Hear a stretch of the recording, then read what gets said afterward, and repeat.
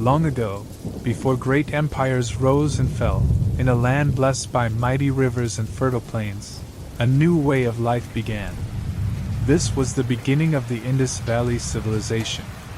Here, small bands of people first learned how to live together in one place, work the land, and create communities that would one day grow into busy towns and cities. The land where the Indus Valley civilization began lies in what is now modern-day Pakistan and northwest India. In this region, the Great Indus River and its many smaller streams flowed across the land. The water from these rivers spread out over the plains, leaving behind rich, dark soil. This soil was full of nutrients, making it perfect for growing crops. In a time when nature provided both challenges and gifts, the people saw the potential in the land around them. At first, the early inhabitants were simple farmers and herders. They built small homes from mud and sun-dried bricks. These humble shelters protected them from the harsh weather and the wild animals that sometimes roamed the land. Over time, as they learned more about farming, they began to plant crops such as wheat, barley, and peas. The success of these early crops gave them a reason to stay in one place instead of moving from one location to another. Slowly, the small camps grew into permanent settlements. The people of the early Indus Valley were wise in their own way. They learned how to work with nature instead of fighting it. They built their homes near the riverbanks so that they could easily water their crops. They also discovered that the changing seasons brought both promise and peril. Each year, when the monsoon rains arrived, the rivers would swell with fresh water.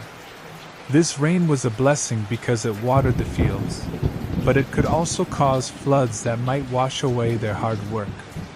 Learning from these challenges, they began to make plans to protect themselves. They built raised platforms for their houses and dug channels to help guide the water safely away from their crops. As more people settled near the river, these small villages slowly started to change. They were no longer just groups of farmers. They became communities with shared ideas and plans. Neighbors began to work together in new ways. They traded goods like pottery, beads, and simple tools. This trading did not only happen within one village. People from different settlements began to meet and exchange goods. They traded items that they made with things that were hard to produce in their own area. Through these exchanges, ideas traveled as well. This trade was one of the first signs that these people were not isolated.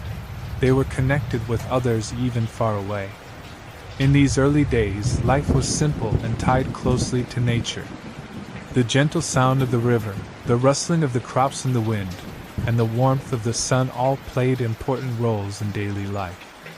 The people had a deep respect for nature. They knew that the land could give life but also take it away. They learned to watch the sky and the changing patterns of the clouds. These observations helped them understand when it was time to plant, harvest, or prepare for a flood. With each passing season, the people grew more skilled. They learned how to make better tools for farming and how to build stronger homes. They began to notice that certain areas were better suited for growing food, while others had more access to water. Slowly, the first signs of planning and organization emerged. The early settlements began to show signs of order. The homes were not built randomly. They were arranged in patterns that made the best use of the land and water. This careful planning was the beginning of urban life. At the heart of these early settlements was a strong sense of community. Families and neighbors worked together to build a better future. In the evenings, after a long day of work in the fields, people would gather together. They shared stories, sang songs, and passed on their knowledge to the younger generation. These stories were simple, but they carried the hopes and dreams of the community. They spoke of the land, the river, and the spirits of nature. This oral tradition helped to keep the memory of their ancestors alive and bound the community together.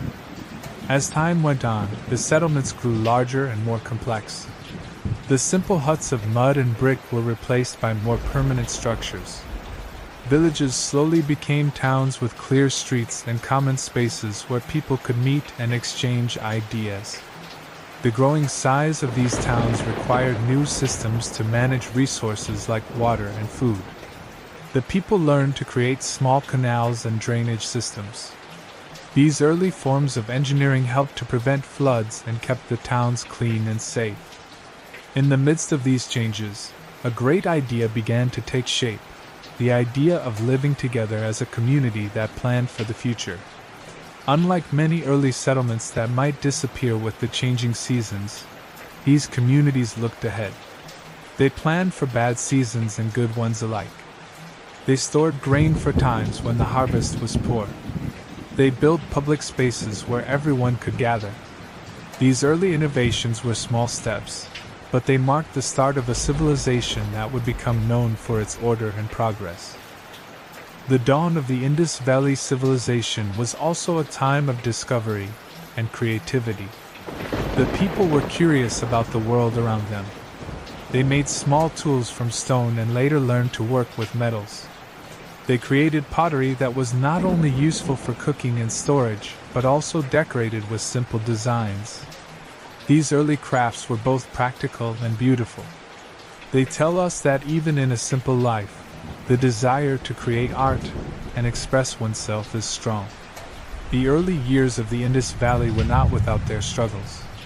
The people had to face the challenges of living near a river that could bring both life and destruction. They had to deal with the hard work of farming, the risk of floods, and the need to build a community that could stand the test of time. Yet, through all these challenges, there was a strong spirit of hope and cooperation. The people believed that by working together and learning from nature, they could build a better life. The way these early communities lived has lessons for us even today.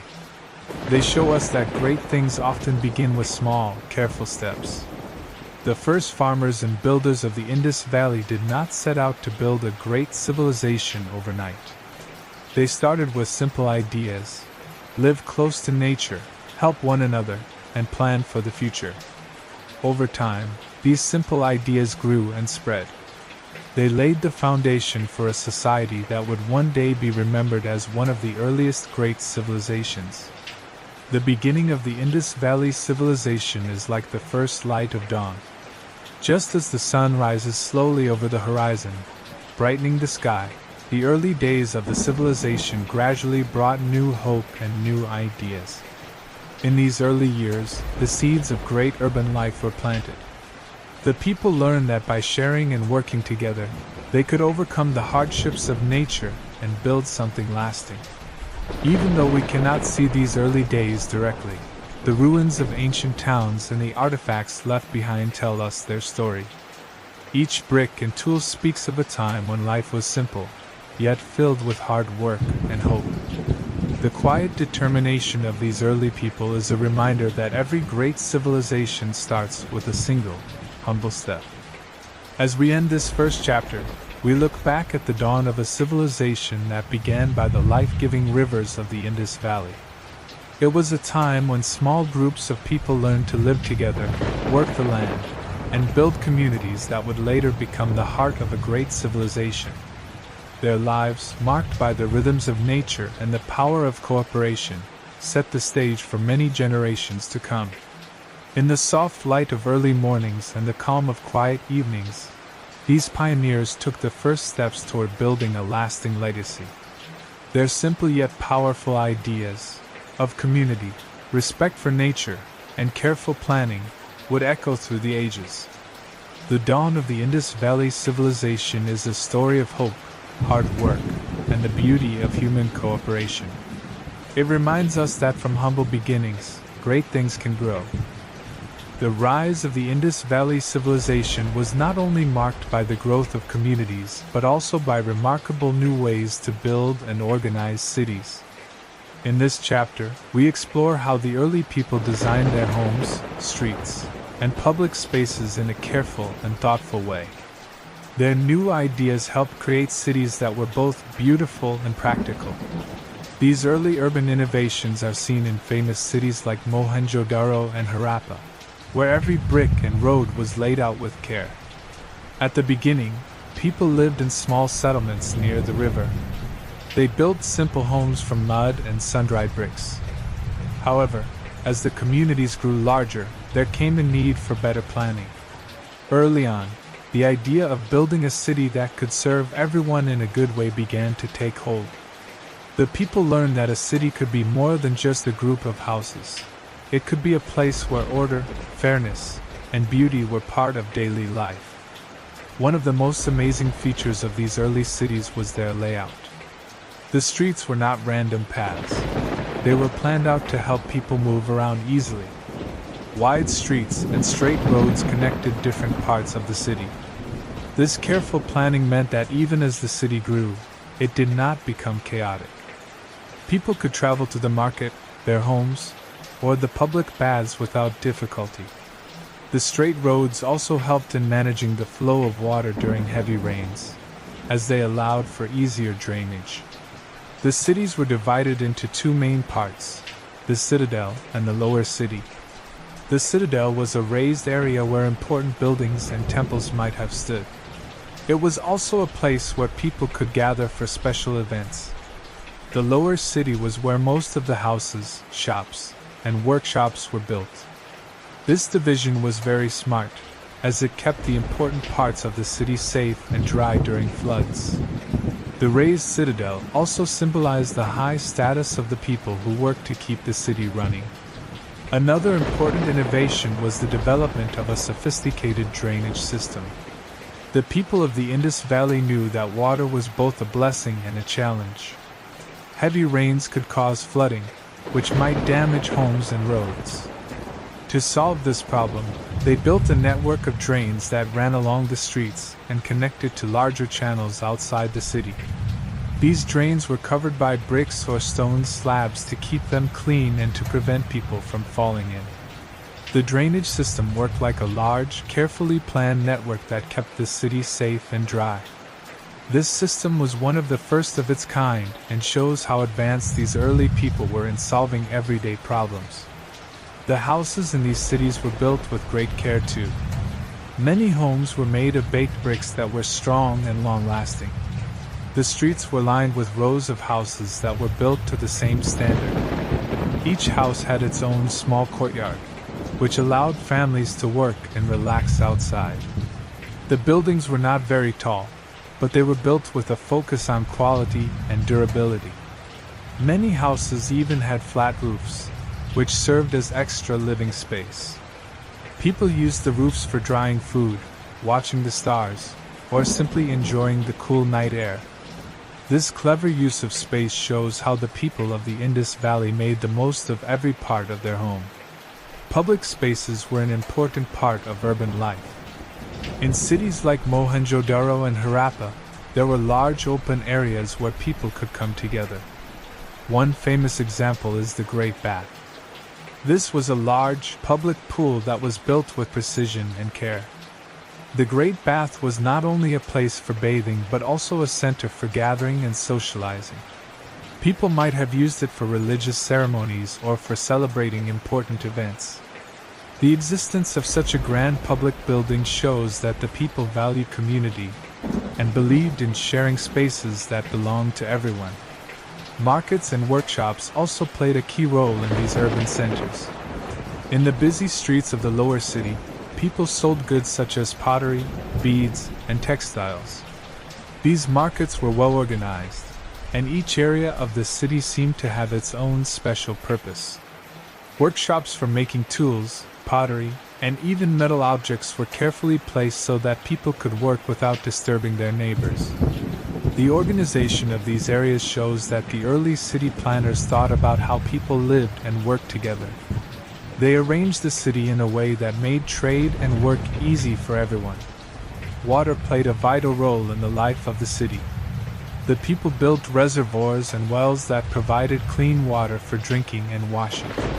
The careful planning of water supply ensured that even during dry seasons, the city could thrive. They dug deep wells and built storage tanks to keep water safe and available for everyone. The sound of water flowing in the drains and the quiet bubbling from the wells became a part of the city's daily rhythm.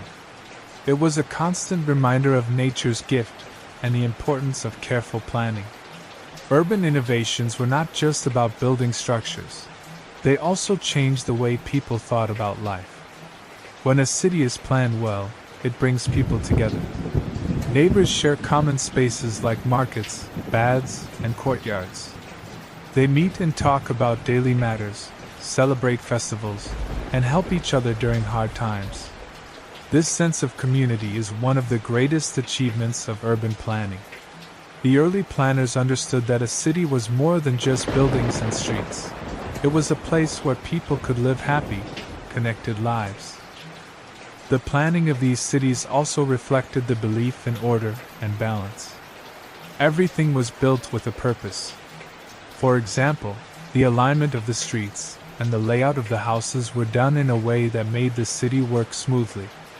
The buildings were placed to make the best use of sunlight and wind, which helped keep the air fresh and the rooms cool. Even the placement of the public drains was done with care to prevent any problems during the rainy season. Such attention to detail shows that the people of the Indus Valley had a clear idea of how to create a balanced, livable city. The art and craft of building were passed down from one generation to the next. Skilled builders and architects taught young people the art of brick making and the science of measuring land. They shared their knowledge in a simple way so that everyone could understand and apply it. This sharing of knowledge was one of the reasons the urban innovations spread quickly across the region. Over time, as the techniques improved and more people learned the art of building, the cities grew larger and more refined. One of the most beautiful aspects of these urban innovations was how they blended function with art. The walls of the buildings were often decorated with simple designs that were pleasing to the eye. The Great Bath, for instance, had smooth walls that were made to last. Even the public drains were built in a way that showed care and skill.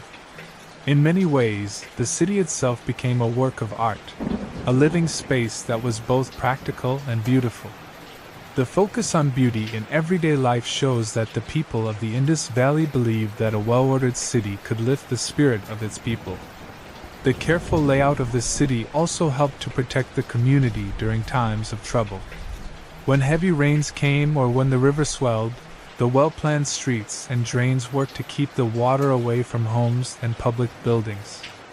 This protective design meant that the city could survive natural challenges that might have destroyed less planned settlements. In this way, urban innovations were not just about making life easier, they were also about making life safer. As the cities continued to grow, the ideas of urban planning spread beyond the main centers. Smaller towns and villages began to adopt similar ideas. Roads were widened, homes were built with care, and public spaces were created in many places. The success of cities like Mohenjo-daro and Harappa served as a guide for others. Over time, the entire region began to show signs of this careful planning and organized growth. The spread of these ideas was like a ripple in a pond, touching every community with the promise of a better life. The urban innovations of the Indus Valley civilization remind us that good planning and careful work can create cities that are strong and lasting. The way the people built their streets, houses, and public spaces shows that they were wise and thoughtful. They knew that by working together and planning well, they could build a home that would protect and nurture them. These lessons from the past continue to inspire us today, reminding us that our cities, too, can be built on a foundation of care, order, and community spirit. In the end, the urban innovations of the Indus Valley are a story of human creativity and the desire to make life better. The careful planning of streets, the design of houses and public spaces, and the thoughtful approach to water and drainage all speak to a people who valued order, beauty, and the well-being of their community. This chapter shows that even thousands of years ago, people were thinking deeply about how to live together in a safe, comfortable, and beautiful way. Their ideas still echo in the cities we build today, reminding us of the power of simple, smart design. In the busy cities and small villages of the Indus Valley, life was built on the strength of community and the bonds between families and neighbors. Every day, people came together to work, celebrate, and help one another. In this chapter, we will explore how the people of the Indus Valley wove a rich social fabric, a tapestry of relationships, traditions, and everyday moments that made their civilization strong and vibrant. The heart of the Indus Valley was its people. Families were the building blocks of society. Many homes were built close to one another, often in rows along neat streets. Each home usually had a small courtyard where family members could gather in the early morning or in the cool of the evening. In these courtyards, elders shared stories of the past while young children played games and learned simple lessons about life. The quiet chatter, laughter, and sometimes even the sounds of music or simple celebrations filled the air, reminding everyone of the importance of family ties. Neighbors in the Indus Valley were more than just people who lived next door. They were part of a larger family. In the close-knit communities, people knew each other well. They shared food, helped with chores, and even cared for one another during times of sickness or hardship. In many ways, the community was like a safety net that caught anyone who fell. When a family experienced a loss or faced a hard season, others stepped in with kind words, meals, or practical help. This spirit of care created a strong bond among the people, ensuring that no one had to face life's challenges alone. Social gatherings were an essential part of daily life. At the break of dawn, men might be seen heading off to work in the fields or in small workshops, while women tended to household duties, gathered water, or worked on weaving cloth. As the day went on, the community often came together in shared spaces such as open markets or common courtyards. Here, neighbors would meet to exchange goods, share news, or simply talk about the events of the day. These interactions helped everyone feel connected, making life a shared experience rather than a solitary struggle. One of the most interesting features of the Indus Valley society was the balance they struck between work and rest. After a long day in the fields or busy workshops, the people found time to relax and enjoy simple pleasures. Music, dance, and storytelling were common pastimes. Many evenings, families and neighbors would gather around small fires or in community spaces, where a storyteller would share a tale. These stories often carried lessons about nature, bravery, love, and the importance of working together. In this way, art and tradition were passed down from one generation to the next. Rituals and religious practices also played a key role in the social life of the Indus Valley. Although there is still much to learn about the exact beliefs of the people, archaeologists have discovered many small statues, symbols, and seals that hint at the ways they honored nature and the forces around them. It is likely that they held ceremonies to mark the seasons, to give thanks for a good harvest, or to pray for protection during storms. These rituals were not only personal, they were shared with the whole community. In temples or small shrines found in the cities, people would come together to offer their prayers and seek guidance from the forces they believed controlled the world. Marriage and family life were at the center of social life. Young people learned early on that caring for their family was a duty that extended beyond the home. Marriages were often arranged by the families, with the goal of building strong alliances that would help everyone in times of need. The wedding ceremonies themselves were moments of joy, filled with music, dancing, and the sharing of food. Friends and neighbors would come to celebrate the union, reinforcing the bonds that held the community together. In these celebrations, the importance of trust, respect, and shared responsibility was clear. They knew that strong families led to a strong community, and that each person played an important role in the larger tapestry of life. Children were cherished in the Indus Valley. From a young age, they were taught the values of honesty, hard work, and kindness. The sound of children playing in the narrow lanes of the city or running in the open fields was a constant reminder of hope and renewal.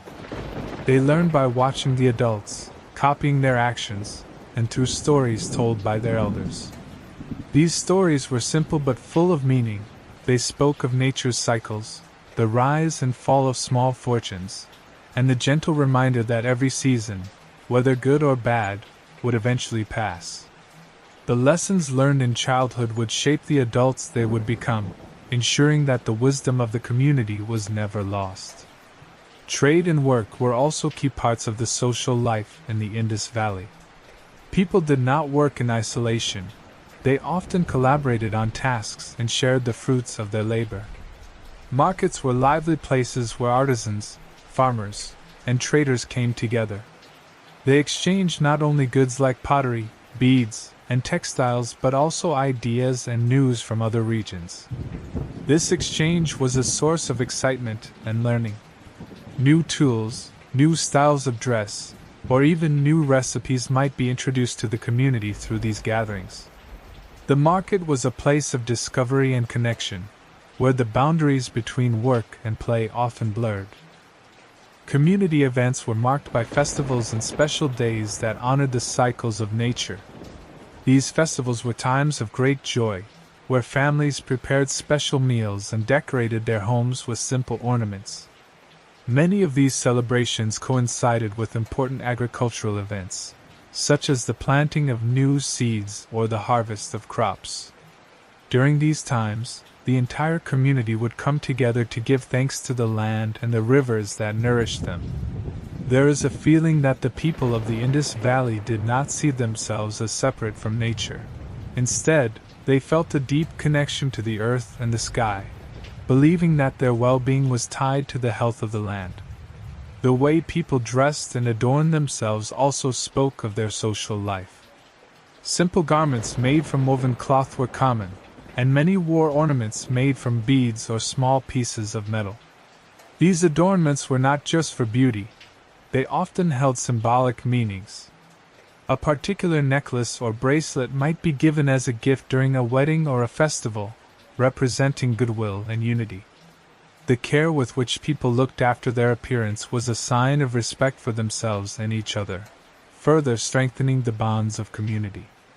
In the neighborhoods of the Indus Valley, social rules and customs helped keep peace and order. Although we do not have written records from the time, the uniformity in house construction and the careful planning of the cities suggest that there was a shared code of conduct.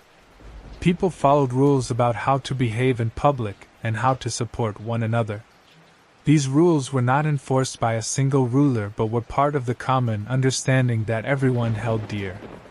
This sense of fairness and shared duty made life smoother for all and helped the community thrive even during difficult times. One can imagine a typical day in an Indus Valley town. As the sun rose, the city slowly came to life.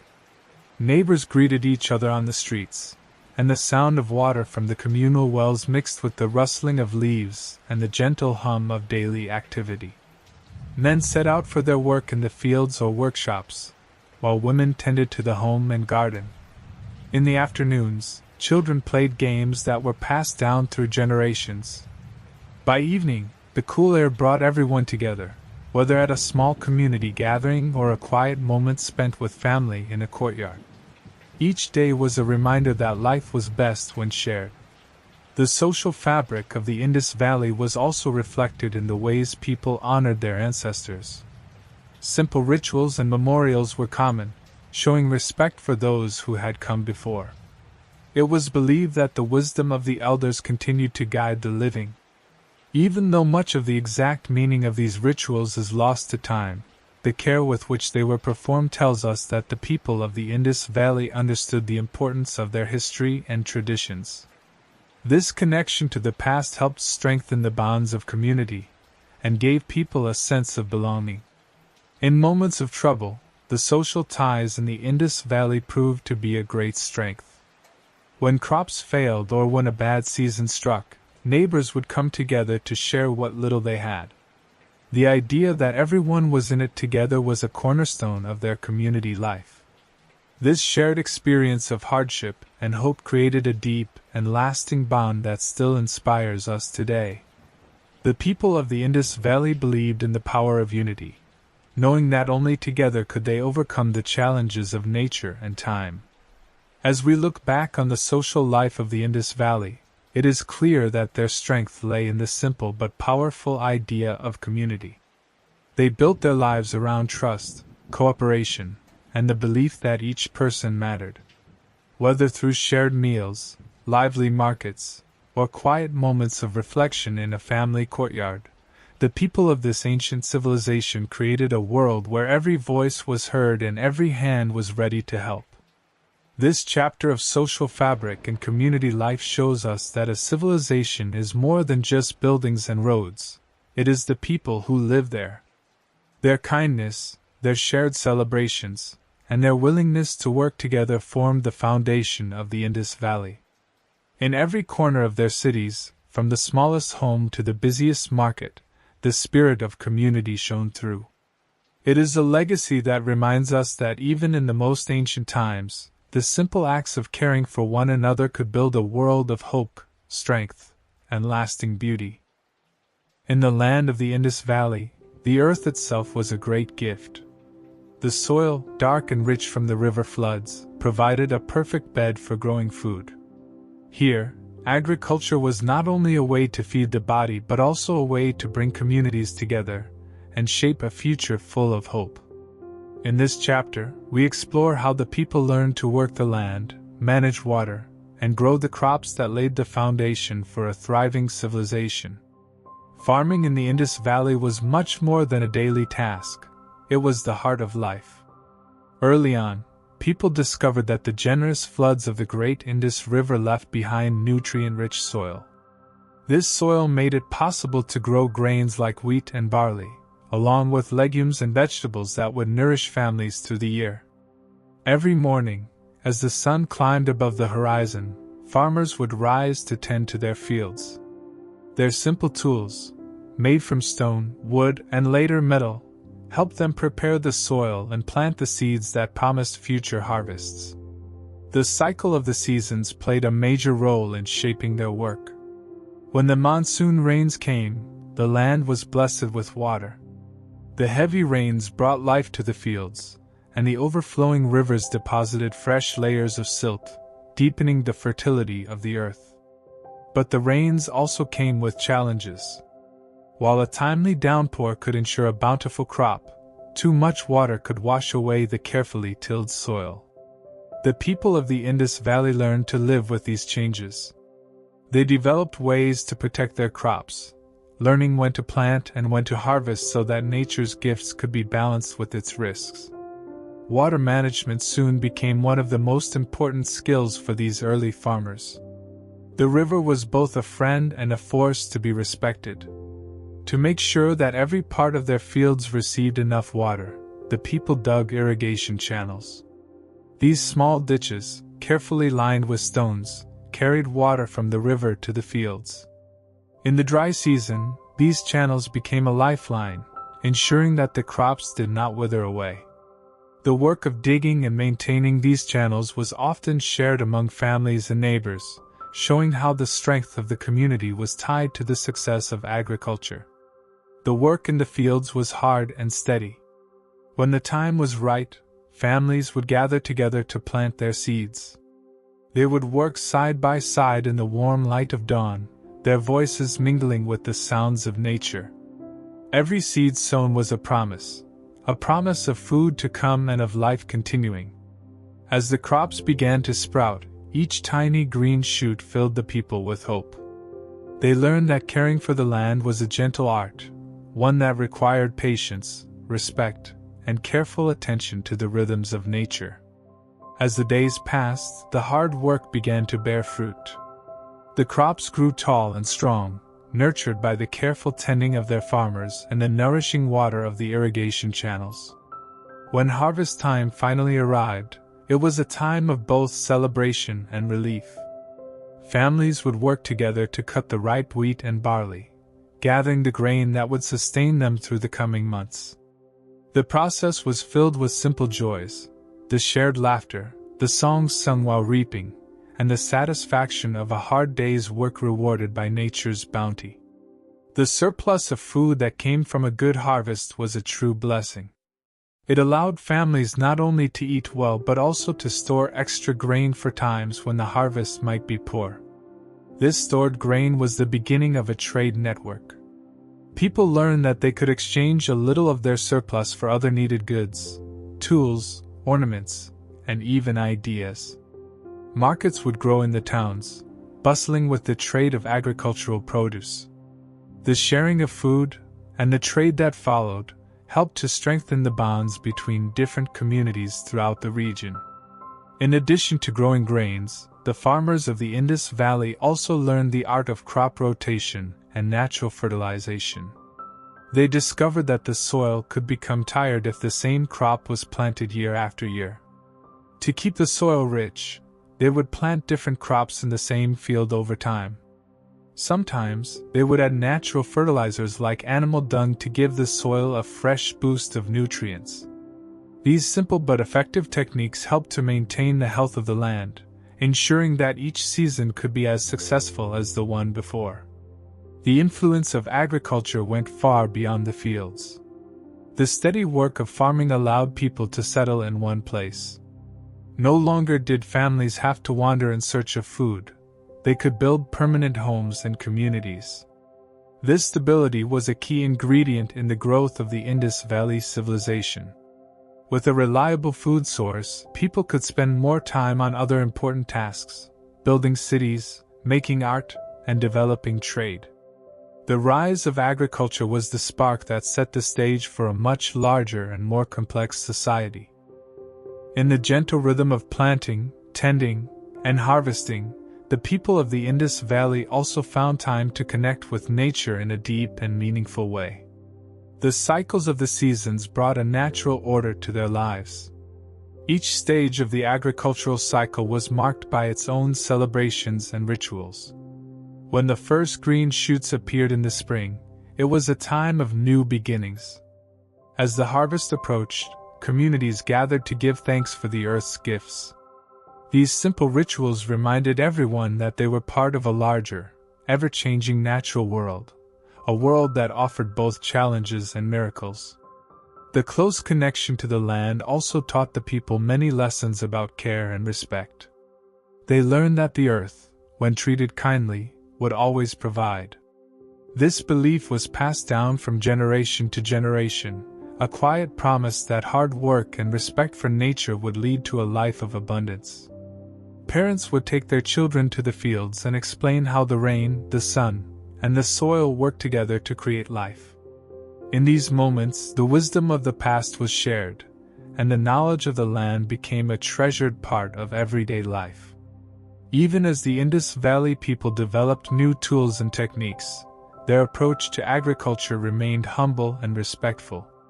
They did not see the land as something to be conquered but as a partner in life. The farmers knew that nature was full of secrets, and every season was a lesson waiting to be learned. This respectful partnership with the earth helped them to create a balanced life, one that honored both the beauty and the power of nature. The benefits of a strong agricultural foundation were felt throughout the community. With enough food to eat, people could pursue other interests. Artisans began to craft pottery, jewelry, and textiles, using the stable food supply as a springboard for creativity. The steady rhythm of life in the fields allowed for time to be spent on music, dance, and storytelling. In many ways, agriculture provided not just nourishment for the body but also inspiration for the spirit. It was a way of life that linked the land to every part of the society, from the smallest family to the largest city. Trade and exchange, born out of the agricultural surplus, connected the Indus Valley with far-off lands. Traders carried grain and other produce along well-worn paths to distant markets. In return, they brought back items that enriched the local culture. This flow of goods and ideas helped the civilization to grow and prosper. Every grain of wheat that was traded was a sign of the close relationship between the people and their land, a quiet testament to the power of simple, steady work. As we look back on the agricultural foundations of the Indus Valley, we see a story of hope, hard work, and community. The simple act of planting a seed grew into a way of life that sustained a great civilization. The farmers, with their hands in the rich soil and their eyes on the skies, showed us that even the smallest seed could lead to something great. Their careful attention to nature, their clever irrigation systems, and their deep respect for the land created a legacy that still inspires us today. In the soft light of morning and the warm glow of the setting sun, the fields of the Indus Valley tell a timeless story. A story of people working together with nature, of learning from the rhythms of the earth, and of building a life that was as rich and enduring as the soil itself. The agricultural foundations of the Indus Valley were built on simple ideas: honor the land, share the harvest, and work together for a better future. These ideas remain a gentle reminder that with respect and cooperation, even the humblest beginnings can grow into something magnificent. In the heart of the Indus Valley, where the rich soil and flowing rivers supported life, another great force began to take shape: trade. From the small villages along the riverbanks to the bustling cities like Harappa and Mohenjo-daro, people discovered that sharing goods and ideas was as important as growing food or building houses. Trade brought new items, fresh ideas, and even distant cultures into the everyday life of the Indus Valley people. In these early days, trade started with the simple exchange of goods between neighbors. A farmer who had a surplus of wheat might trade some of his grain for a pot made by a skilled potter. Slowly, as communities grew and connected, local markets became lively centers where many people met to exchange items. These markets were not just places to buy or sell. They were social events where stories were told, news was shared, and friendships were formed. The sound of haggling, laughter, and the steady rhythm of footsteps in the busy lanes became a part of the daily life of the city. The items that moved through these markets were as varied as the needs of the people. Grains, vegetables, and fruits from the fields were exchanged for pottery, beads, and textiles crafted by local artisans. Simple tools, jewelry, and even small figurines found their way into the hands of many. Each trade was a small story of trust and cooperation, where each person believed that the item they offered held as much value as the one they received. The idea was simple: if one had more than enough of something, sharing it with a neighbor could help everyone live better. As time passed, trade expanded beyond the local markets. The cities of the Indus Valley were connected by a network of roads and pathways that allowed traders to travel between towns. Traders would set out early in the morning with their goods tied securely on carts or carried on the backs of animals. The roads, built with careful planning and lined with markers, helped them find their way through the busy settlements and the open fields. These long journeys were filled with challenges, but the rewards were great. Not only did traders bring back goods from far-off places, but they also brought stories of distant lands, strange customs, and new ideas that enriched the local culture. One of the most exciting aspects of trade was its ability to bring together people from very different parts of the world. The Indus Valley did not stand alone. It was part of a larger network that reached out to the lands of Mesopotamia and beyond. Traders from the Indus Valley exchanged items such as beads, pottery, and metal tools with merchants from neighboring regions. In return, they received items that were rare or difficult to make in their own lands. For example, precious stones, unique types of cloth, and even certain spices made their way into the markets. These exchanges not only improved the standard of living but also sparked curiosity and admiration for the skills and cultures of others. Trade was not limited to goods alone. It was also a vehicle for the exchange of ideas. When traders traveled from one region to another, they carried with them stories, beliefs, and knowledge. This flow of ideas helped shape the art, language, and customs of the people. Over time, the influence of far-off lands began to appear in the local pottery designs, the style of jewelry, and even in the way people dressed. The blending of different traditions created a rich tapestry of culture that made the Indus Valley a vibrant and dynamic place to live. The markets and trade routes were often managed by local leaders who ensured that everyone followed fair rules. Even though there were no written laws as we know them today, the strong bonds of trust and shared responsibility kept the trade system running smoothly. People knew that if one trader cheated another, it would hurt not just one family, but the whole community. This unwritten code of honor and fairness was passed down from one generation to the next, making trade a reliable source of prosperity. A remarkable tool that helped traders in their work was the use of seals. These small, carved stones often featured symbols or images that represented a particular city or merchant. When a trader sealed a package or a container with one of these stones, it served as a mark of authenticity. The seals were like a signature, showing that the goods had come from a trusted source. This simple idea helped build confidence in the trade networks and ensured that transactions were respected by all who took part. Over time, these seals became not only practical items, but also small pieces of art that told stories of the city's pride and heritage. The growth of trade also spurred the development of new skills and crafts. As more goods flowed through the markets, the demand for specialized products grew. Artisans honed their skills in weaving fine cloth, making delicate jewelry, and crafting durable tools. This specialization allowed for the production of higher quality items that could be traded over long distances. In many ways, trade pushed the people of the Indus Valley to innovate and improve their work, leading to better techniques and a more vibrant economy.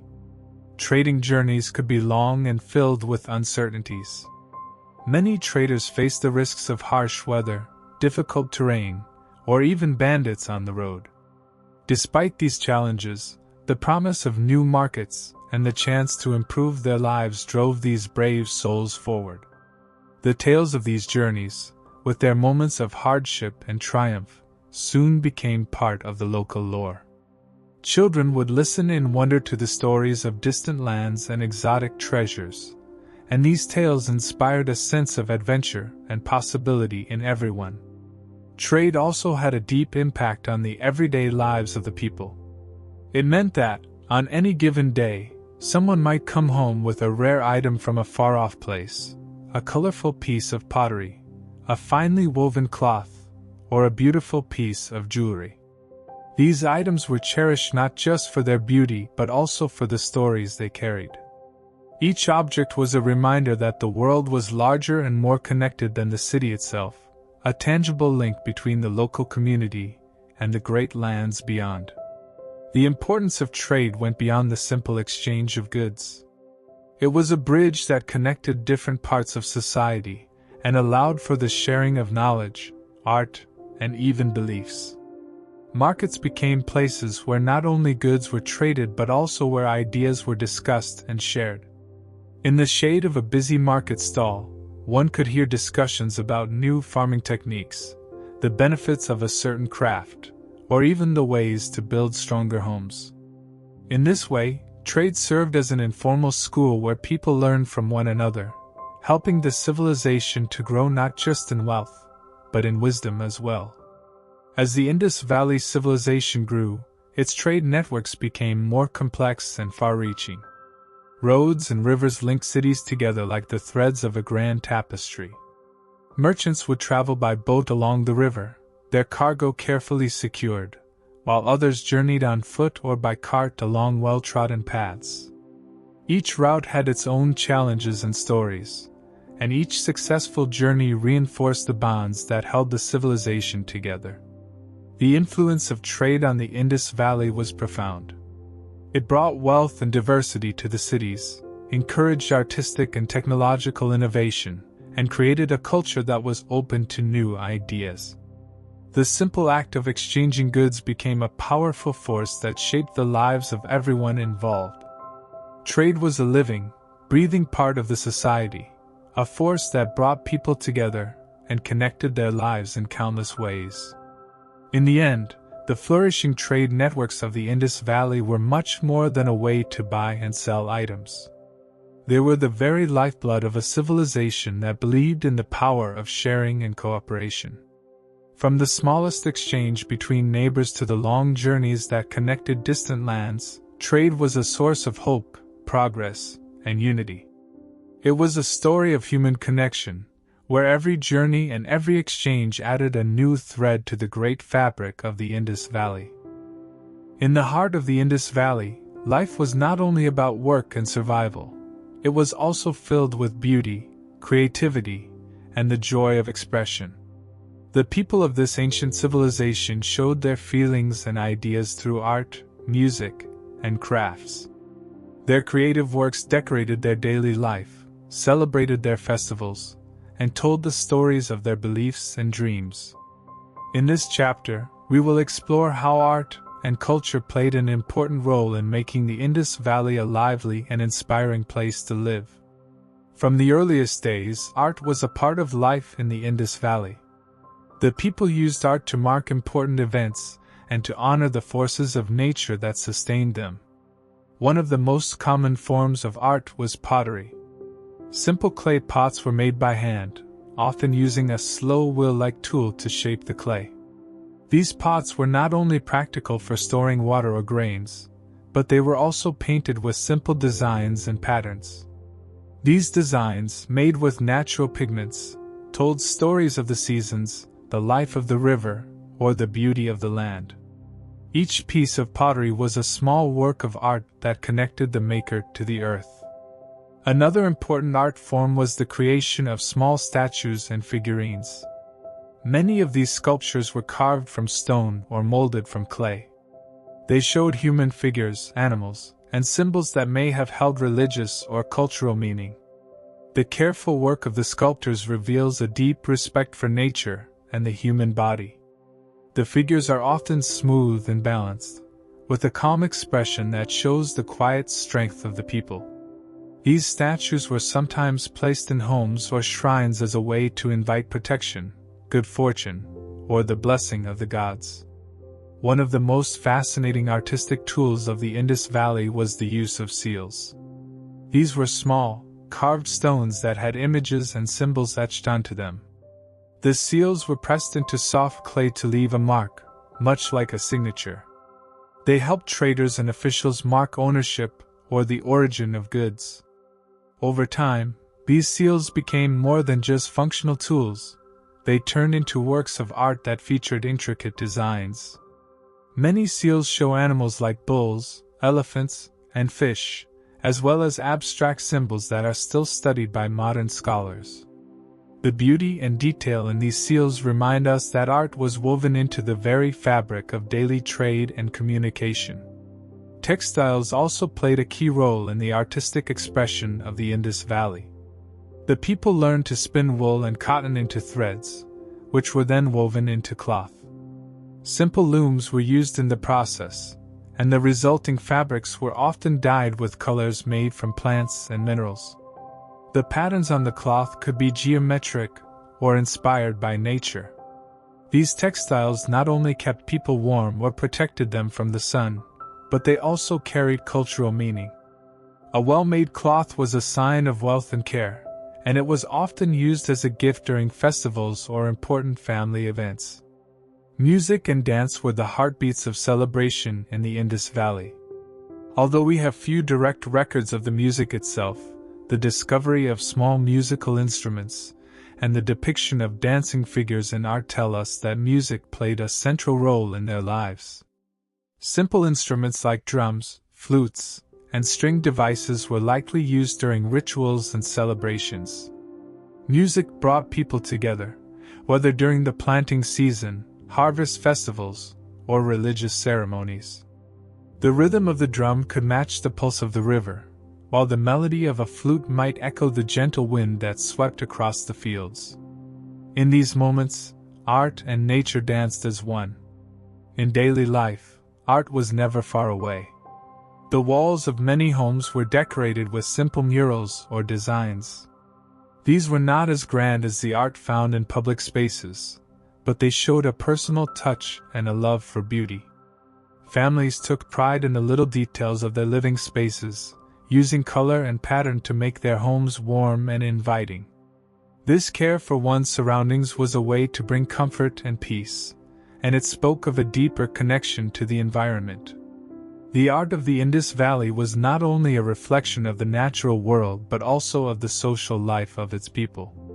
Many artworks show scenes of community gatherings, festivals, and everyday activities. In one common scene, people are shown sharing food and conversation in a group setting. These images tell us that art was used to capture the spirit of togetherness and the joy of being part of a larger community. The simple strokes and clear lines in these depictions make the scenes feel calm and reassuring, a mirror of the society's values.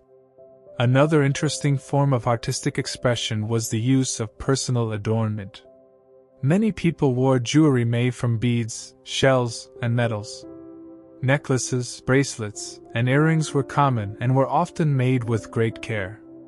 The beads were sometimes strung in patterns that held special meaning, perhaps marking a person's social status or celebrating an important event. These ornaments were not only beautiful but also a form of storytelling. Each piece of jewelry might be passed down from one generation to the next, carrying with it the memory of a loved one or a cherished moment. Rituals and religious practices also found their way into art. Temples or small shrines were decorated with carvings and painted symbols that told of the gods and the mysteries of the world. Although we may not know all the details of their religious beliefs, it is clear that art was a way to reach out to a higher power. The careful placement of statues and the use of symbolic imagery in these sacred spaces created an atmosphere of reverence and calm. People would gather in these places to pray, celebrate, or seek guidance, and the art around them helped set the mood of peace and connection. The creativity of the Indus Valley people was not limited to objects or decorations, it extended into the way they thought about life itself. Art was a means to understand the world, to make sense of the forces of nature, and to celebrate the beauty in everyday moments. The simple yet elegant designs found on pottery, seals, and textiles speak of a people who saw art as a bridge between the earth and the heavens. They believed that beauty and order in art reflected the order in nature, and this belief helped guide their lives. The legacy of Indus Valley artistry can be seen in the many artifacts that have been uncovered by archaeologists. Each discovery, a beautifully painted pot, a finely carved seal, a delicate piece of jewelry, adds a piece to the puzzle of how these people lived. These artifacts are like whispers from the past, telling us stories of family, community, and a deep love for beauty. They remind us that even in a time when life was full of hard work and uncertainty, there was always room for joy and creativity. As we walk through the ruins of ancient cities, we can almost hear the soft music in the background and see the gentle glow of lamp light on decorated walls. The art of the Indus Valley invites us to pause and appreciate the simple pleasures of life: a well-made pot, a kind smile, a shared story. It is a testament to the idea that creativity is as essential to life as food and shelter. In the end, the cultural expressions and artistry of the Indus Valley were more than just decorative touches. They were a language of the heart, a way to share feelings, tell stories, and honor the beauty of life. Whether through the smooth curves of a clay pot or the intricate patterns on a piece of jewelry, the people of the Indus Valley left behind a legacy of art that still inspires us today. Their work reminds us that art is not only about skill but also about connection.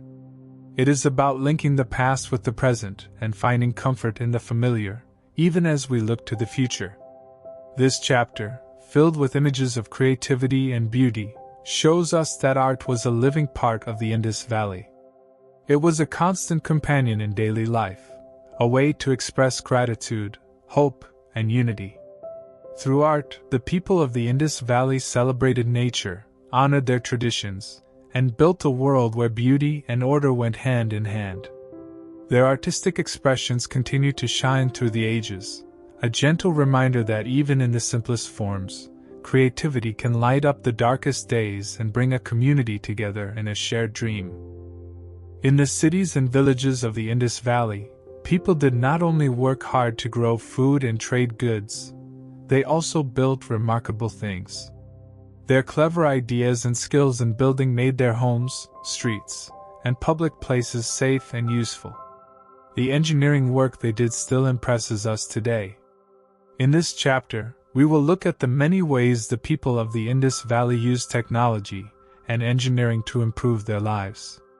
One of the first great feats was the way they made bricks. Early on, people learned to shape clay into bricks and then harden them by baking in the sun or in special ovens. These bricks were strong and came in a standard size. Because so many buildings used the same kind of brick, it was easy to plan and build homes, walls, and public buildings. The use of standardized bricks shows that the people had a good idea of how to make things work together. This simple idea of making things in the same size made construction faster and more reliable. Another impressive skill was the construction of water systems. Water was very important for everyday life. The people of the Indus Valley built wells, channels, and reservoirs to store and move water where it was needed. They dug deep wells to reach clean water, and they built canals to bring water from the rivers to their fields. These canals were carefully planned so that water could be shared evenly among farmers. The work needed to design and build these water systems took a lot of thought and skill, and it shows that the people understood how to work with nature. The cities of Mohenjo-daro and Harappa are clear examples of the advanced engineering in the Indus Valley. These cities were laid out in a grid pattern, with long, straight roads running in two main directions. This careful planning helped keep the cities organized and made it easier for people to find their way. The streets were wide enough to allow carts and people to pass by, and they were built to help drain water away during heavy rains. In times when water could cause damage, these well-planned streets and drainage channels helped protect the city. This is one of the earliest known examples of urban planning. Drainage was a key part of the engineering success in the Indus Valley. In almost every home and public building, there was a system of drains built along the streets. These drains were often covered with bricks or stone to keep people safe. The drains collected rainwater and carried it away from the houses and streets, preventing floods and making the cities healthier places to live. The drainage system was so advanced that it shows we can learn much from these ancient people about the importance of clean water and proper waste management. The engineering work was not limited to buildings and roads. The people of the Indus Valley were also skilled in making tools and machines that helped them in everyday tasks. They used simple machines like the lever and the pulley to lift heavy stones and move large amounts of earth when building new structures. Even without the modern machines we have today, they found ways to use the tools at hand to make their work easier. Their inventions may have been simple, but they were very effective in making hard work less tiring. One area where the Indus Valley people truly shone was in metalwork. They learned how to work with copper, bronze, and other metals to create useful objects such as tools, weapons, and ornaments. Metal tools made farming, hunting, and building much easier. The art of metallurgy, or working with metals, was a very important skill. It required high heat and a controlled process to melt and shape the metal. The fact that they mastered the skills shows the depth of their knowledge and the care they took in developing new techniques. We also see evidence of a well-developed system of weights and measures in the Indus Valley. In many of the excavated sites, small stones and other objects have been found that appear to have been used to measure goods in trade. A standard system of weights and measures helped traders to be fair and to know exactly how much they were buying or selling. This is another sign of the organization and intelligence of the people who lived there. It is clear that they valued accuracy and fairness in their everyday transactions. The construction of large public buildings also stands as a testament to their engineering skills. Buildings like the Great Bath in Mohenjo-daro were built with care and precision. The Great Bath was a large, open pool used for public bathing and perhaps for rituals. Its walls were made of finely cut bricks, and the structure was built to hold water without any leaks. The builders paid close attention to every detail, ensuring that the building was both strong and attractive. This type of work required not only physical strength but also careful planning and a good understanding of materials. The use of fire in their work was another technical achievement. The process of baking bricks, melting metal, and even cooking food all relied on controlled fire. The people of the Indus Valley learned how to create and manage fire in a safe and effective way. They built ovens and kilns that could reach high temperatures, which was essential for making durable bricks and for working with metals.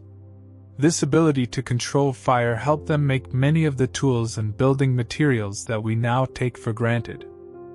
Roads and bridges were also part of the technological feats of the Indus Valley.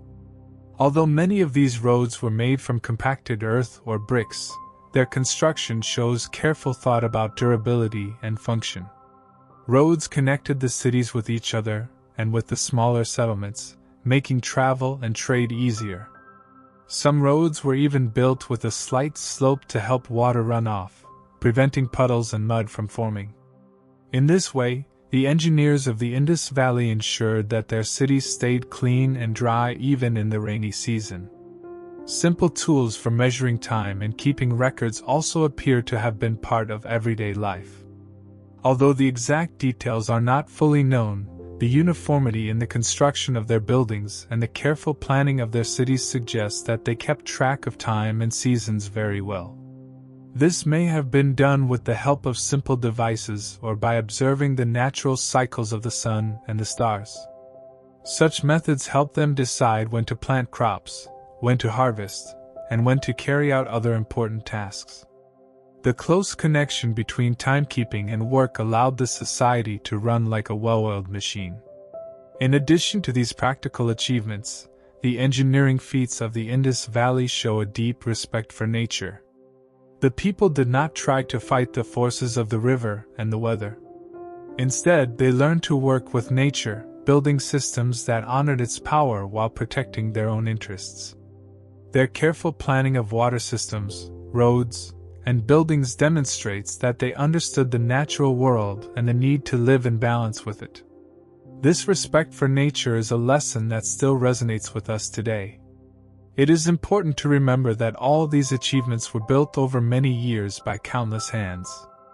The work was not done by one person, but by many families working together. Each person had a role. Some were builders, others were potters, metal workers, or farmers. They shared their skills with each other and passed on their knowledge from one generation to the next.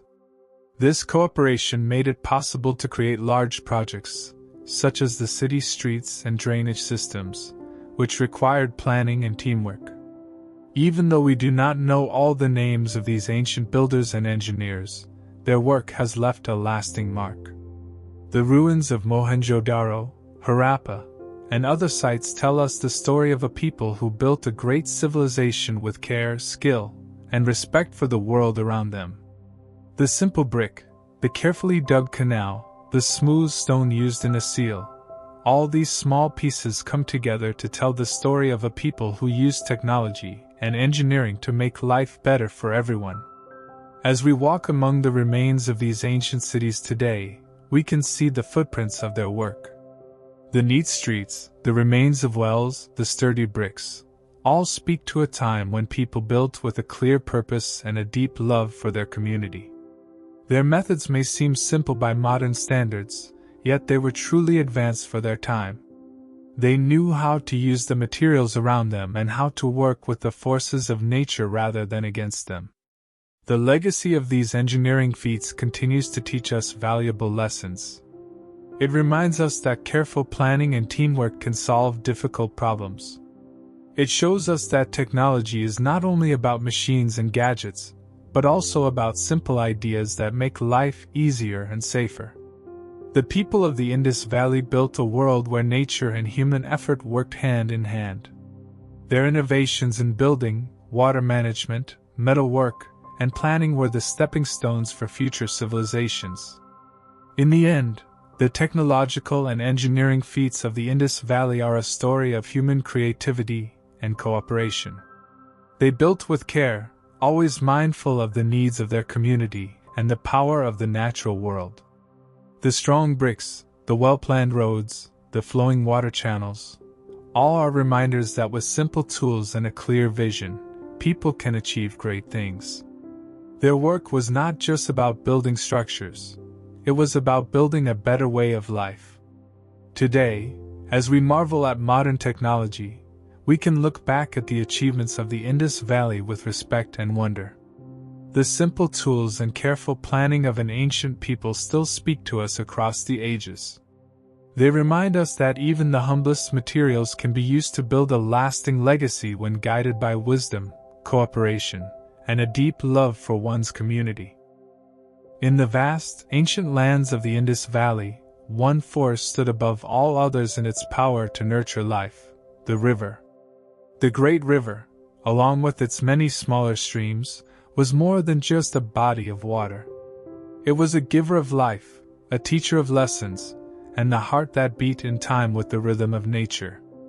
In this chapter, we explore how the rivers served as the lifeblood of the civilization, shaping its agriculture, trade, culture, and even its very spirit.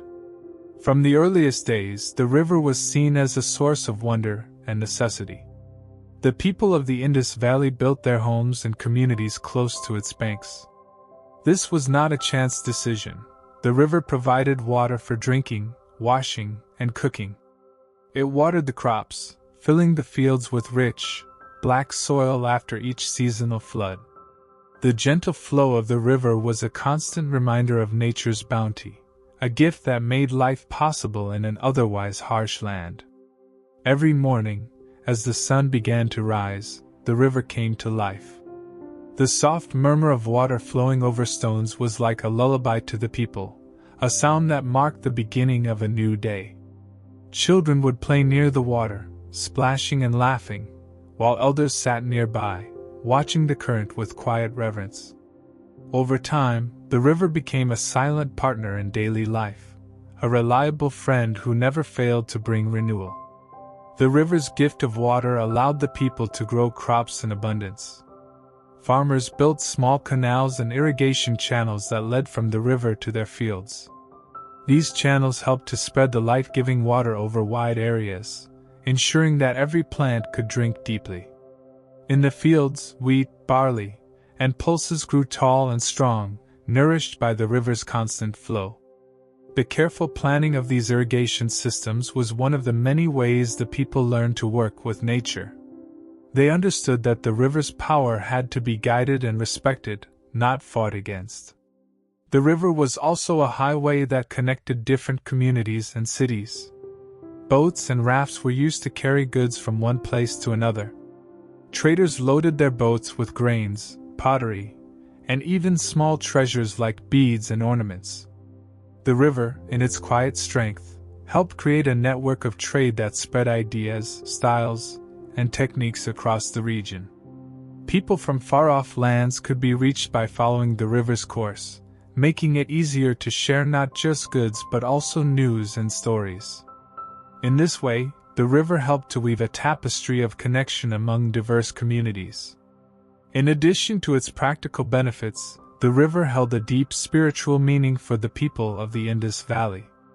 Many believed that the river was a living being, a sacred force that watched over them and brought them fortune. Rituals were often held on its banks to thank the river for its gifts and to ask for protection against floods and droughts. Small shrines were built near the water, where people could leave offerings such as flowers, grains, or small tokens of gratitude. The river was both a physical and spiritual presence, guiding the lives of the people in more ways than one. The seasonal changes of the river taught important lessons about life. During the monsoon, heavy rains would cause the river to swell, These floods were both a blessing and a challenge. When the waters rose, the fertile silt was carried onto the fields, renewing the soil with new nutrients. However, the floods could also be fierce, washing away weak structures and causing damage to crops. The people learned to observe the river carefully. They built their houses on raised platforms and constructed walls to guide the water safely away from their most important buildings. Over time, these lessons became part of the collective memory, a reminder that nature could be both kind and wild. For many, the river was also a place of rest and reflection. In the heat of the day, people would sit by the banks, feeling the cool mist on their skin and watching the water flow by. The sight of the river, moving steadily and unfalteringly, was a source of comfort and hope. It reminded them that even after the hardest days, life would continue, and nature would always find a way to heal and renew itself. In the gentle lull of the river's song, worries melted away, and the spirit was refreshed. The river's impact went beyond daily life. It influenced the art and stories of the Indus Valley people. Many of the seals and pottery found by archaeologists show images of fish, water plants, and even scenes of boats on a river. These images tell us that the river was a constant source of inspiration, a symbol of both the beauty and the power of nature. Artists captured its curves and its flow, and storytellers spoke of its mysterious depths and the secrets it held. Every time a child listened to a story by the water, the legacy of the river grew stronger, passing from one generation to the next. In the bustling markets of the cities, traders would often use the river as a way to advertise their goods. The promise of freshness and abundance, guaranteed by the life-giving water, was a selling point that people trusted. The river was the natural partner of trade, ensuring that the food was ripe, the grains were plentiful, and the goods were always of high quality. This close connection between the river and the prosperity of the land created a deep respect for water among all who lived there. Even as the civilization grew and became more complex, the importance of the river remained unchanged. The great cities of Mohenjo-daro and Harappa were designed with the river in mind. Their streets, drainage systems, and public baths were all built to make the best use of the water that flowed nearby. In every aspect of urban planning, the river was a central figure, a source of design, order, and balance. The people made sure that the water was never wasted, and every drop was used to nurture life and support growth. The lifeblood of the river flowed into every part of the society. It touched the fields, the homes, the markets, and even the hearts of the people. Without the river, the great achievements of the Indus Valley civilization would not have been possible. It was the silent force behind every harvest, every trade journey, and every act of worship. The river was a reminder that nature, when treated with care and respect, could give back more than anyone ever imagined. The wisdom of the Indus Valley people lay in their ability to live in harmony with the river. They did not try to control it completely, nor did they fear it. Instead, they learned to work with it, to listen to its moods, and to respect its power. This balanced relationship ensured that the river would continue to flow, season after season, supporting life in all its forms. The lessons they learned from the river continue to inspire us today. In a modern world filled with concrete and technology, the simple truth remains: nature is our greatest teacher. Looking back at the many stories and remnants of the Indus Valley, one can see how the river shaped a civilization. The banks where children once played, the irrigation channels that spread life to the fields, and the boats that carried precious goods across vast distances, all speak of a time when the river was the heart of a great and thriving community. The legacy of this ancient civilization is intertwined with the memory of its mighty river, a reminder that the flow of water is also the flow of life. In the soft glow of the setting sun, as the river meanders gently through the land, the spirit of the Indus Valley whispers to us. It tells of a time when every drop of water was treasured, Every flood was a teacher, and every calm moment by the river was a blessing. The river remains a symbol of hope, continuity, and the eternal bond between people and nature. Its gentle, constant song still echoes in the silent ruins of ancient cities, inviting us to remember a time when life flowed as naturally as the water itself. The great rivers that once brought life and prosperity to the Indus Valley did not always stay in the same place. Over time, the path of the river would change. This change in the river's course was a slow and steady process that brought both challenges and opportunities to the people who lived along its banks. In this chapter, we explore how shifting river courses impacted the Indus Valley civilization, from the way they farmed the land to how they planned their cities, and even how they understood the world around them. In the early days, the mighty river of the Indus flowed steadily along its banks, providing a constant source of water to nearby farms and settlements. The rich soil left behind by the river's floods made the land very fertile. Farmers planted crops with confidence, knowing that the annual floods would bring fresh nutrients to their fields. But as time passed, the river began to change its ways. The course of the river would slowly drift away from its old channel and carve a new path through the land. This slow movement was part of nature's way of renewing itself. The river, with its powerful current, sometimes found a path that was easier to follow. Over many years, small shifts would add up. The banks of the river might erode in one area, while new land was built up in another. These natural changes happened gradually, almost like a slow dance between the river and the earth. For the people living along the river, these changes could be both a blessing and a burden. When the river shifted its course, some areas that were once full of life and water began to dry up. Farms that had once thrived on the fresh silt and water would find themselves in a new and less fertile landscape. The old channels of the river, which had provided steady water for irrigation, would become dry or trickle with only a little water. For the farmers, this meant that they had to find new ways to water their crops or risk a poor harvest. In many cases, entire communities had to move closer to the new course of the river in order to continue their way of life. The shifting river also meant that some parts of the land suddenly became very wet. New channels would form, and the water might flood areas that were not used to having so much water.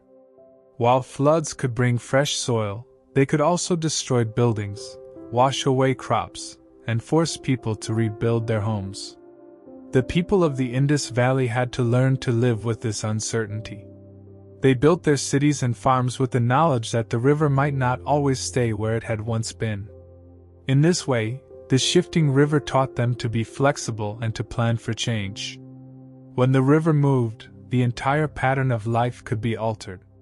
Settlements that were once close to the water might be left high and dry, while new fertile lands would appear where the water flowed. The builders and planners of the cities had to take these changes into account. In some cases, the new course of the river meant that a city needed to be expanded or rebuilt in a new location. This was not an easy task. Moving a settlement, or even building a new one, required time, effort, and cooperation from everyone in the community. But the people understood that the power of nature was greater than any one plan, and they learned to adapt. The shift in the river's course also brought changes in trade and travel. The river was once a busy highway for traders who carried goods in boats from one city to another. When the river changed its path, these trade routes had to be redrawn. Merchants would follow the new river path, sometimes having to travel extra miles to reach their destination. This change could slow down the flow of goods, and the merchants had to be patient and resourceful. They learned that even though the river could be unpredictable, it still offered a way to connect different parts of the civilization. For the people of the Indus Valley, the shifting river was more than just a physical change. It was also a symbol of life's impermanence. The gentle flow of the river, its rise and fall with the seasons, and its slow, almost invisible movement over time reminded everyone that nothing stayed the same. In a way, the river taught a lesson in humility and respect for nature. People began to see that they were not the masters of the land but rather part of a larger, ever-changing world. The river's shifts became a part of their stories, a natural rhythm that they both relied on and learned to live with. Archaeological studies have shown that many of the cities in the Indus Valley were built with this changing river in mind. The builders designed their streets and houses to allow for water to flow safely away from important areas. They built reservoirs and canals that could capture water from the river, even if it took a different route than before. These innovations show that the people were aware of the river's power and did not take its gift for granted. They respected the river and planned their lives around its changes, making sure that they could always find a way to harness its strength. The changes in the river's course also influenced the environment around the cities. New wetlands and marshes might form, creating habitats for different plants and animals. These natural changes brought new life to the land but also new challenges. With different plants growing in the wet areas, the types of crops that could be grown might change. Animals that lived in the wild might become more common, sometimes causing problems for farmers. In this way, the shifting river had a ripple effect, touching every part of life in the Indus Valley. Despite the challenges, the people of the Indus Valley saw opportunities in these shifts. When a river moved, it could create new lands that were rich and full of promise. New irrigation channels could be built, and fresh silt could make the soil fertile once again. The people learned that change could bring renewal. They adapted their farming techniques to suit the new landscape, planting crops in the areas that now received the best water supply. This ability to adapt was one of the strengths of the Indus Valley civilization. Even when faced with nature's unpredictable moves, they found a way to thrive. The shifting river also played a role in the cultural and spiritual life of the people. In many ancient traditions, the river was seen as a living being with a mind of its own. The changes in its course were often thought to be guided by forces beyond human control. Rituals and prayers were offered to the river, asking for its protection and guidance. People left small tokens and offerings along the banks, hoping to keep the river's favor. These rituals, simple as they were, helped to create a deep bond between the community and the natural world. The river was a friend, a teacher, and sometimes a challenge to be met with courage and respect. In stories passed down through generations, the shifting river became a symbol of life's constant change. Elders told children about how the river once flowed through a different path and how the land had been renewed by its wanderings. These stories were not just tales of hardship, they were lessons in hope and resilience. The idea was simple: even when things change and seem uncertain, there is always a new chance to grow and start again. This message gave comfort to many and helped build a strong sense of community. The careful balance between nature and human effort can be seen in the ruins that remain today. In many ancient sites of the Indus Valley, archaeologists have found evidence that the river once flowed close to the heart of the city. Over time, the river left its mark in layers of silt and changing building patterns. These clues tell us that the people had to rebuild and adjust, always following the path of the water.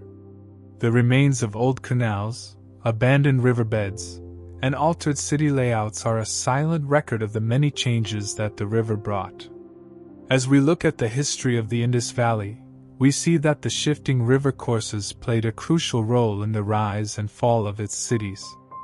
The people were not helpless in the face of nature. They were active participants in a dance with the river. They built their homes, planned their fields, and organized their trade routes with the knowledge that the river could change its mind at any time. This respect for nature and willingness to adapt was key to the long life of their civilization. In the end, the story of the shifting river courses is a story of change, adaptation, and resilience. It is a reminder that life is full of movement and transformation. Just as the river changes its path, so too do the lives of the people who live along its banks. The lessons learned from the river's slow, steady drift continue to inspire us today. They tell us that even when faced with challenges and unexpected changes, there is always a way to find a new path forward. The legacy of the Indus Valley lives on in the ruins and the stories of its people. The shifting river, with all its twists and turns, remains a powerful symbol of nature's strength and the enduring spirit of those who learn to live with it. In the soft murmur of water and the ever-changing landscape, we hear echoes of a time when every change was met with hope, every challenge with determination, and every new course with the promise of a fresh start. The people of the Indus Valley lived in a land shaped by nature. Their lives were closely tied to the weather and the rhythm of the seasons. The river, the fertile soil, and the gentle rains all helped the people grow their food and build their communities. But the climate was not always kind and steady. Sometimes, the weather changed in ways that made life hard. In this chapter, we explore how climatic variability and periods of drought affected the Indus Valley civilization, and how the people learned to face these challenges. In the beginning, the land of the Indus Valley was blessed with a cycle of rains and floods that brought both water and rich soil to the fields. Farmers depended on the regular arrival of monsoon rains to water their crops. When the rains came on time and in the right amount, the fields were filled with green life. The great river swelled, and its waters carried silt that made the soil even more fertile. The people celebrated these gifts, knowing that a good harvest meant a strong community and plenty of food for everyone. However, nature is not always predictable. Over the years, the weather in the region began to show signs of change. There were times when the rains did not come as expected. The skies would remain clear and dry when the farmers were waiting for the life-giving monsoon. This lack of rain was known as a drought. When drought struck, the fields that had once been lush and green became dry and cracked. The river, too, began to shrink, offering only a trickle of water where once it had flowed strong and wide. Drought brought many challenges. Without enough water, crops began to wither. The wheat, barley, and pulses that were the main source of food for the people started to fail. Fields that had been planned and tended with care turned barren, and the promise of a good harvest faded away. For the farmers, this was a time of deep worry. The hard work of preparing the soil, planting the seeds, and tending the fields seemed to be wasted when nature withheld its blessing. As the drought continued, the effects rippled through the community.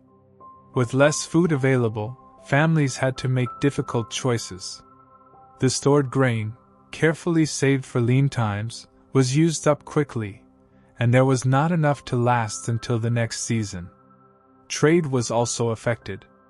Markets that once bustled with fresh produce became quieter, as fewer goods were available to exchange. The once thriving trade routes that linked different parts of the civilization slowed down, and merchants had to find new ways to cope with the scarcity. The impact of the drought was felt not only in the fields but also in the hearts of the people. The loss of crops and the uncertainty about the future created a sense of unease and fear. Elders spoke of the times when the rains had always come and the land had been generous. They wondered how the balance of nature had changed. Many believed that the drought was a sign, a message from the gods or from nature itself that the people needed to rethink the way they lived. The drought became a part of the story of the land, a reminder that even the most steady of gifts could be taken away. In response to these hardships, the people of the Indus Valley began to search for ways to adapt. They experimented with different farming techniques, trying to use water more efficiently. Simple irrigation methods, which had once been enough during times of plenty, were improved to capture every drop of water. Farmers dug deeper wells and expanded their network of canals. They learned to ration water, using it carefully to make sure that even during dry spells, there would be enough to keep some crops alive.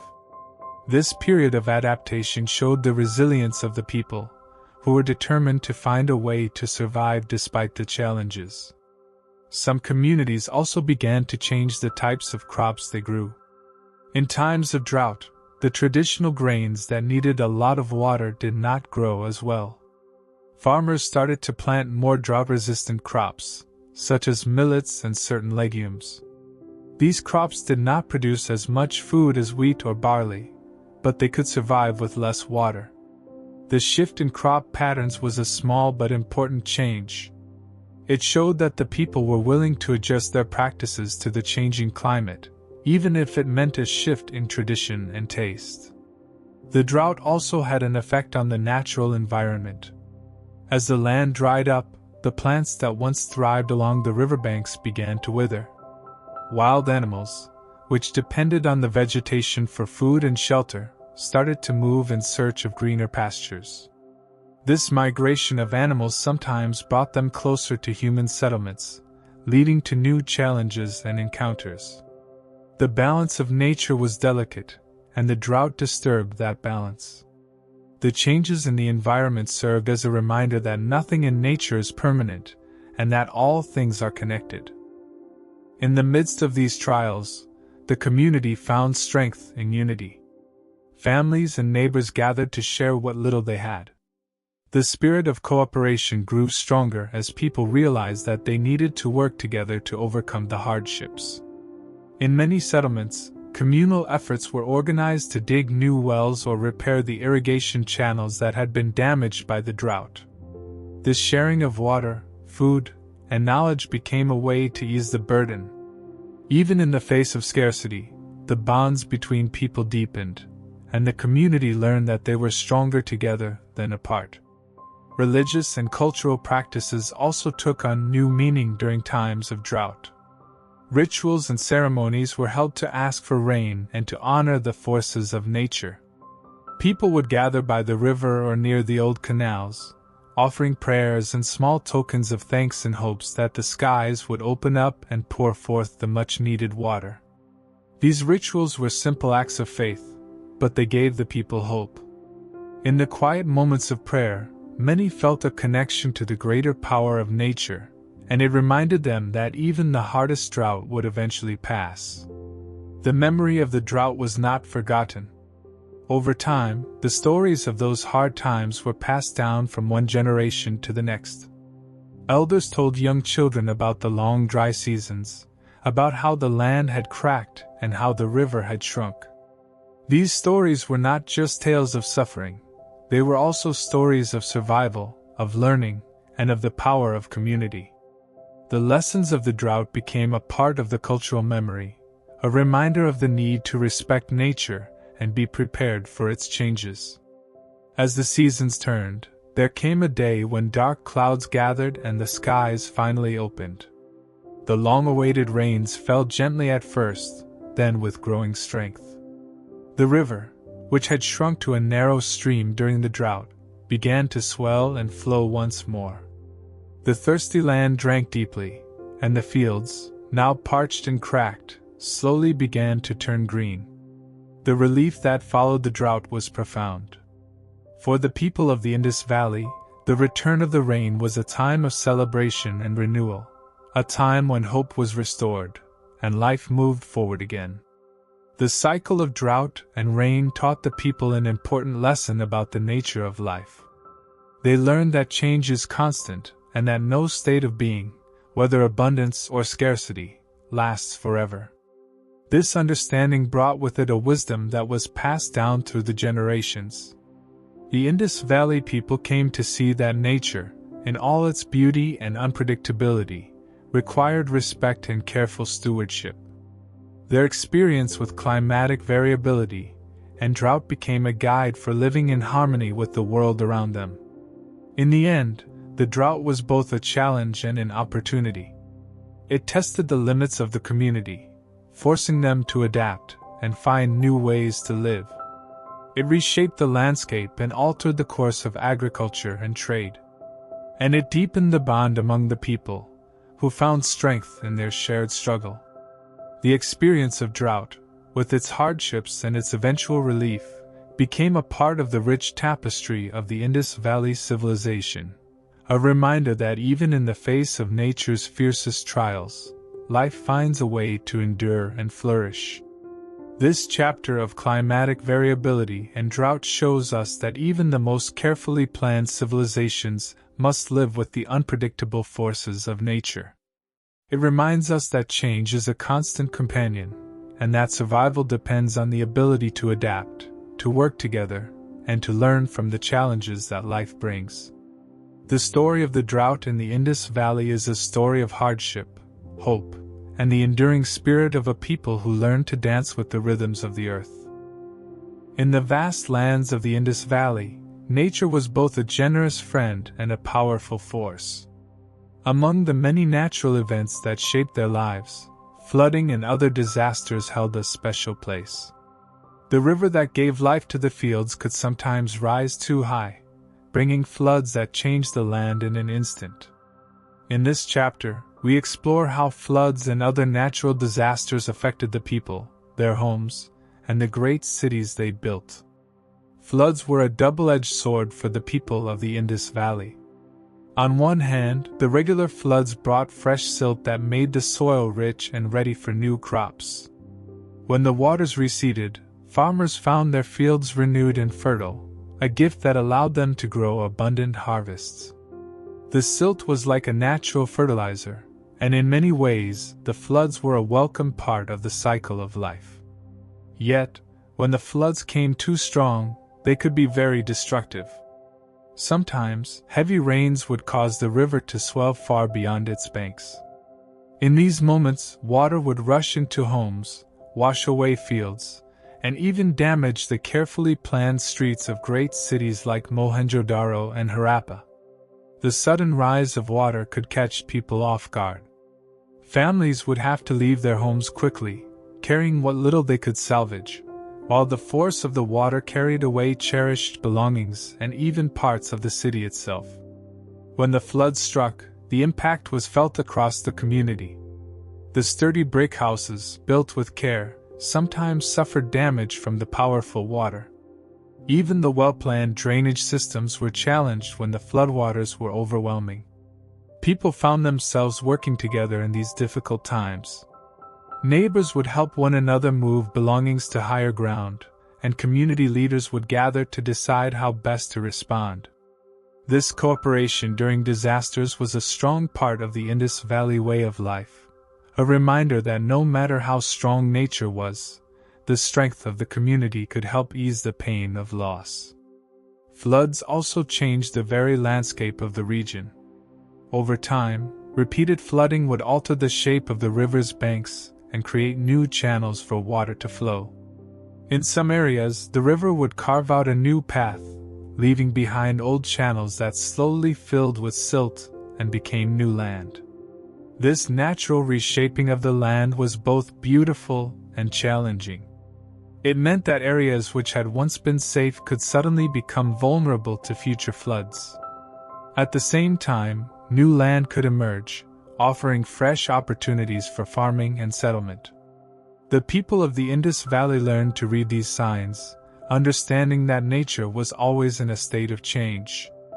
In addition to floods, other natural disasters also played a role in the life of the civilization. Earthquakes, though not as frequently recorded as floods, might have caused buildings to crack or even collapse. The sudden shaking of the ground would send waves of fear through the cities, as people struggled to understand what had happened.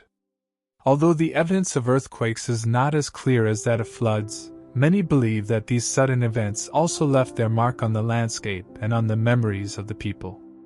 Landslides and sudden heavy storms were other challenges that the people faced. In regions where the land was hilly, heavy rains could loosen the soil, causing landslides that buried homes and roads. These events, though less common than river floods, added to the list of challenges that the Indus Valley people had to meet with resilience and careful planning. In the face of such disasters, the community often came together to rebuild what had been lost. The same spirit of cooperation that helped them during floods was seen time and again as they repaired homes, reopened markets, and restored the parts of the city that nature had taken.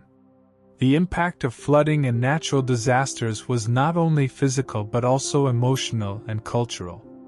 The people of the Indus Valley had deep respect for the forces of nature.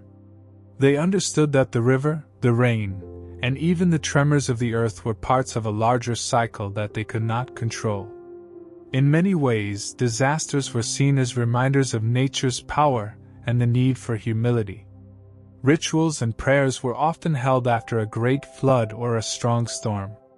People would gather by the banks of the river or in open spaces, offering thanks when the disaster had passed and asking for protection in the future. These ceremonies helped the community cope with the loss and pain, giving them hope that better days would come after the dark hours of a disaster. The lessons learned from these disasters became an important part of the cultural memory of the civilization. Elders told stories about great floods that had once swept through the land, about families who had lost much and then rebuilt from the ruins. These stories were not only about loss, they were also tales of hope, unity, and the power of human spirit to rise again.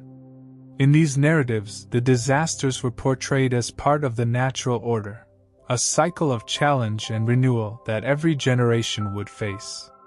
This understanding helped the people to prepare for future events, to build stronger defenses, and to plan their cities in ways that could better cope with nature's fury.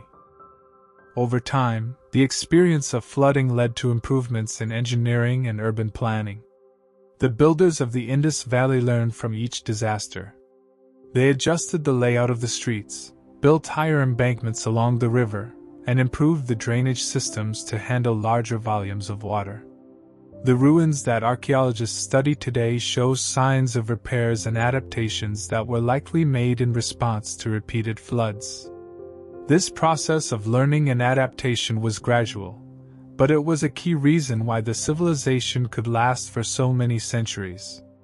Trade and agriculture, the pillars of the Indus Valley economy, were also affected by these natural events. A heavy flood might wash away an entire season's crop, leaving farmers with little to feed their families or to trade. In such years, communities had to rely on stored grains or share resources to survive. Merchants faced delays and losses when floods disrupted the trade routes that connected distant regions. Yet, the people found ways to overcome these setbacks. New trade routes were established, and markets adjusted their schedules to the rhythms of nature. The resilience shown in the face of disaster was a testament to the resourcefulness of the Indus Valley people.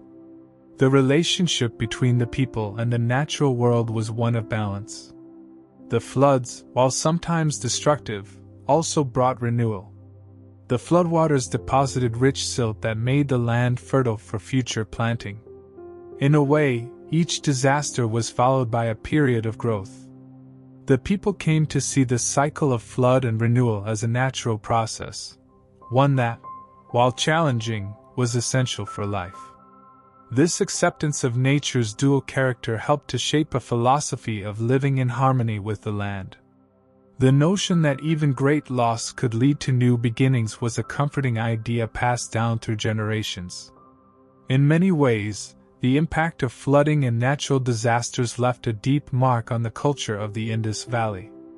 The people developed a keen sense of respect for the environment and a cautious approach to building their communities. They recognized that no matter how well a city was planned or how strong a building was constructed, nature always held the final power. This realization was not one of despair but of acceptance and adaptation. It led to a thoughtful approach to urban design, one that valued flexibility and preparedness over rigid permanence. The legacy of these natural challenges is still visible today in the ruins and artifacts of the Indus Valley. Archaeologists have uncovered evidence of repair work, raised platforms, and modified drainage systems that speak of a long history of coping with nature's challenges. These remains tell us that the people of the Indus Valley were not defeated by floods or earthquakes. Instead, they learned, adapted, and continued to build a life that honored both the gifts and the dangers of the natural world. As we reflect on the impact of flooding and natural disasters in the Indus Valley, we see a story of strength and resilience. The people faced nature's unpredictable moods with a mix of caution, ingenuity, and hope. They understood that disasters were part of life and that every challenge brought with it a chance to learn and grow. In the dance between human effort and natural force, the Indus Valley civilization found a way to endure. This chapter of floods and disasters reminds us that life is full of unexpected turns. It teaches us that even in the face of great challenges, communities can come together to rebuild, learn, and thrive once again.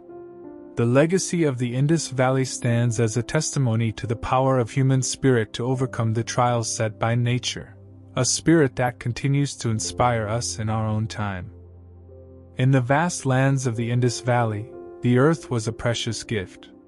The rich, dark soil nourished crops and helped build strong communities. But over time, changes in nature and human activities began to put stress on this soil. This chapter explores how ecological stress and soil degradation slowly changed the land, affecting the lives of the people and the future of the civilization. For many generations, the people of the Indus Valley learned to live in harmony with the land. They used the fertile soil to grow wheat, barley, pulses, and other crops. The regular flooding of the great river would cover the fields with fresh silt. This new layer of soil brought valuable nutrients that helped crops to grow strong and healthy. In the early days, the balance between nature and farming was a source of abundance and hope. As the civilization grew, the demand for food increased. More land was needed to feed the growing population. Farmers began to clear larger areas of land and cultivate more fields. At first, this expansion seemed to work well. The extra fields provided more food, and the civilization flourished. However, the new pressure on the land also brought changes that were not always gentle. One of the first signs of ecological stress was the overuse of the soil. When the same land was used repeatedly for growing the same crops, the soil began to lose its natural strength. Over time, the soil became less rich in nutrients. The practice of planting the same crop over and over again, without giving the soil a chance to recover, started to wear it down. Farmers noticed that their harvests were not as bountiful as they once were. Fields that were once full of life began to look tired and barren. As the soil lost its nutrients, the people faced a new challenge. The weakened soil could not support the same level of crops that it had before. This loss of fertility meant that farmers had to work harder to produce enough food. They began to use more water and labor to try to revive the tired soil, but sometimes even these efforts were not enough. The land, which had once been a source of plenty, now needed extra care just to give back a modest harvest. In addition to the effects of continuous farming, other factors contributed to soil degradation. Changes in the climate, such as irregular rains and prolonged dry spells, put additional stress on the land. In some years, the monsoon would come late or in smaller amounts. Without enough rain to help carry fresh silt to the fields, the soil began to harden and crack. These dry spells made it difficult for plants to grow, and the weakened soil lost more of its natural fertility. Farmers watched as their once lush fields turned into dry, dusty land. The removal of vegetation to clear land for farming also took its toll. Trees, bushes, and other plants helped to keep the soil in place. Their roots held the soil together and protected it from being washed away by heavy rains or blown away by strong winds. When large areas of land were cleared for crops, there were fewer plants left to hold the soil in place. This made the soil more vulnerable to erosion, a process where the top layer of soil is gradually worn away by wind or water. Over time, erosion further depleted the land of its nutrients. Erosion had a visible impact on the landscape of the Indus Valley. In some areas, the rich, dark soil was slowly carried off by the wind and water, leaving behind a thin, less fertile layer. The natural beauty of the land began to change. Where once there were deep, rich fields that seemed to stretch on forever, there were now patches of dry, cracked earth. The loss of soil not only reduced the ability to grow crops, but also changed the very face of the land that had sustained the civilization for so long. The effects of soil degradation reached into many parts of life. With less food available, communities found it harder to support a growing population. The reduction in crop yields meant that families had less to eat, and the stored grain for lean times grew smaller. This made the people more vulnerable during periods of drought or other hard times. In the markets, traders found that the usual abundance of grain and other crops was now replaced with scarcity and higher prices. The once reliable food supply became a source of worry. As the soil became less fertile, farmers began to experiment with new methods. They tried different ways to improve the quality of the land. Some began to use natural fertilizers such as animal dung and compost made from plant waste. These practices, passed down from one generation to the next, were early forms of what we now call soil management. Farmers hoped that by adding extra nutrients to the soil, they could restore some of its lost fertility. These experiments were not always successful, but they showed that the people were determined to find ways to work with nature rather than fight it. Another response to the pressure on the land was the introduction of crop rotation. Instead of planting the same crop year after year, some communities started to switch the types of crops they grew. By alternating between different plants, they hoped to give the soil a chance to recover its nutrients. This method was a simple but important step towards sustainable farming. It allowed the land a brief rest, giving time for natural processes to rebuild the nutrient content of the soil. Over time, however, even these practices could not fully overcome the growing ecological stress. The long-term effects of ecological stress and soil degradation were hard on the people of the Indus Valley. As the soil lost its ability to support large crops, the pressure on communities increased. The food shortage created a ripple effect throughout the civilization. With fewer resources available, families had to work harder, and the balance between nature and society became even more delicate. The once thriving trade networks that brought in goods from afar began to show signs of strain as agricultural surplus dwindled. This change was felt in the markets, in the workshops, and in the everyday lives of the people. Soil degradation also had a deeper impact on the cultural life of the civilization. In many ways, the health of the land was linked to the well-being of the community. Festivals, rituals, and daily practices that once celebrated the bounty of the earth began to include prayers for the recovery of the soil. Elders told stories of the time when the land was rich and full of promise. They reminded the younger generations that the earth needed respect and careful management. These stories carried a message of caution, a reminder that even the most generous gifts from nature must be cared for so they do not fade away. The gradual loss of soil fertility was not sudden, but over many years it made its mark. Fields that had once been the pride of a community slowly lost their luster. The changes were visible to all who lived there. The very landscape of the Indus Valley began to transform, and with it, the way people thought about their future. There was a growing understanding that the balance between human activity and nature was fragile. The lessons of soil degradation became part of the collective memory, a memory that urged caution and care. In time, these challenges led to changes in settlement patterns. Some communities, faced with diminishing land, had to move to areas where the soil was still rich or where the river still brought regular silt. This migration, though slow and difficult, was a sign that even ancient civilizations must adapt to the changes in their environment. The movement of people in search of better land was one of the many ways the Indus Valley people showed their resilience. They knew that the health of the soil was key to the survival of their culture, and they were willing to change their ways to protect it. The story of ecological stress and soil degradation in the Indus Valley is a reminder of the close connection between people and the land. The challenges faced by the ancient farmers and communities are not very different from those we face today.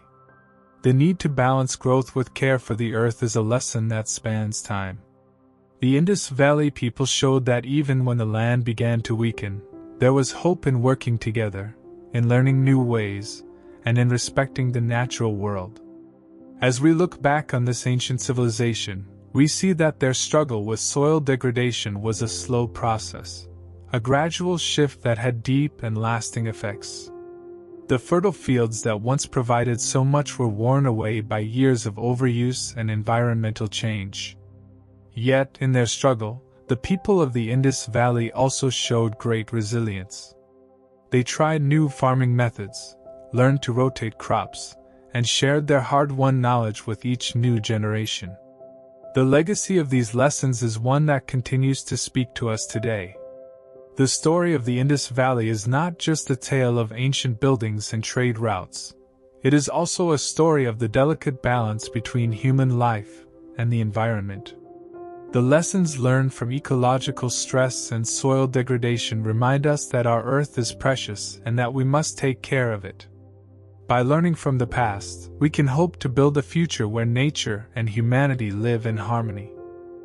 In the great lands of the Indus Valley, life was built on the steady work of farming, building, and trading. For many years, the people enjoyed the wealth of rich soil, flowing rivers, and carefully planned cities. Trade was a lifeline, connecting different communities and bringing in goods that made daily life better. However, as time went by, many changes began to challenge this prosperity. Shifts in the climate, the gradual loss of fertile soil, and natural disasters all put pressure on the economy. In this chapter, we explore how these pressures led to trade disruptions and forced the people to adapt in order to survive. In the early days, the Indus Valley was a land of plenty. The rich, dark soil, replenished by the regular floods of the great river, produced abundant harvests. Farmers grew crops that fed the people and even provided surplus for trade. The surplus grain and other goods were taken to busy markets in the great cities like Mohenjo-daro and Harappa. There, merchants and traders exchanged local products for items from far-off lands, precious stones, fine textiles, and exotic spices.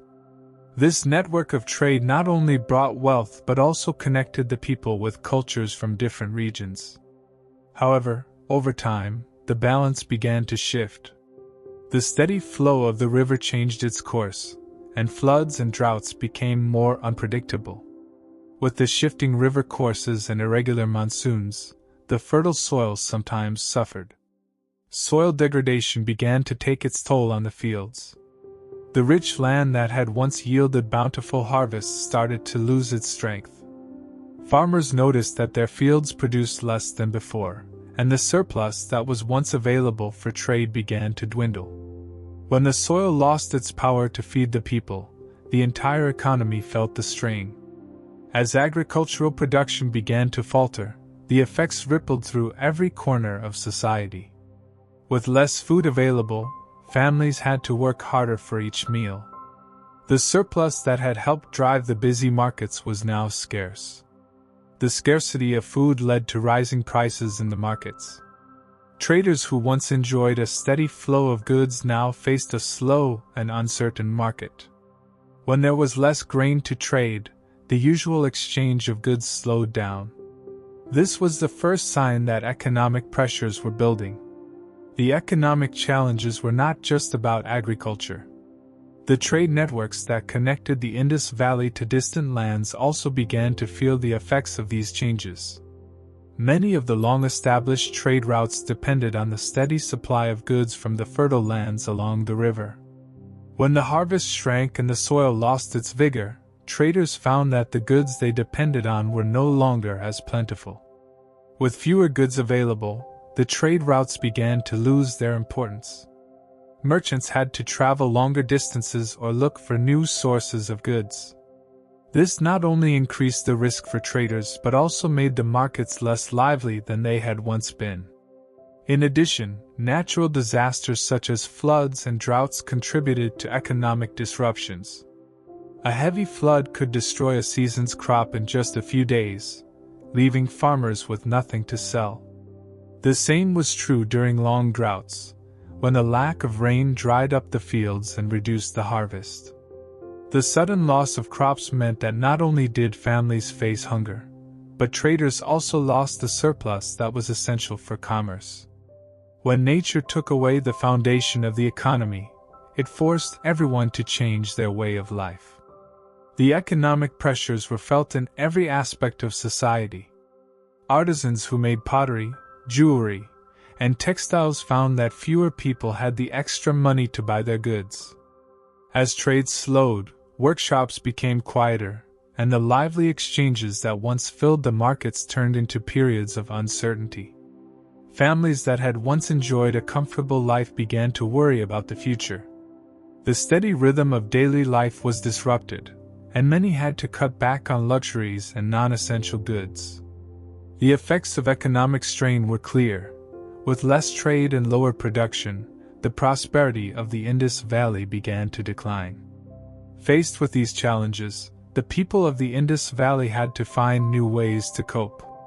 One of the first responses was to adjust the way they farmed. Farmers experimented with new techniques to improve the productivity of their land. They began to use crop rotation, giving the soil time to rest and recover some of its lost nutrients. In some areas, they also started to use natural fertilizers like animal dung and compost. These efforts helped to slowly bring back some of the soil's fertility, though the changes could not fully restore the old abundance. At the same time, merchants and traders looked for alternative ways to keep their networks alive. Some traders shifted their focus from agricultural goods to handmade crafts, which could be produced even when the fields were unproductive. Others looked to form new trade routes that bypassed the regions most affected by poor harvests. In this way, the economic network of the Indus Valley became more diverse. It was not just a single trade route based on grain and food. It became a mix of local crafts, raw materials, and goods exchanged with neighboring regions.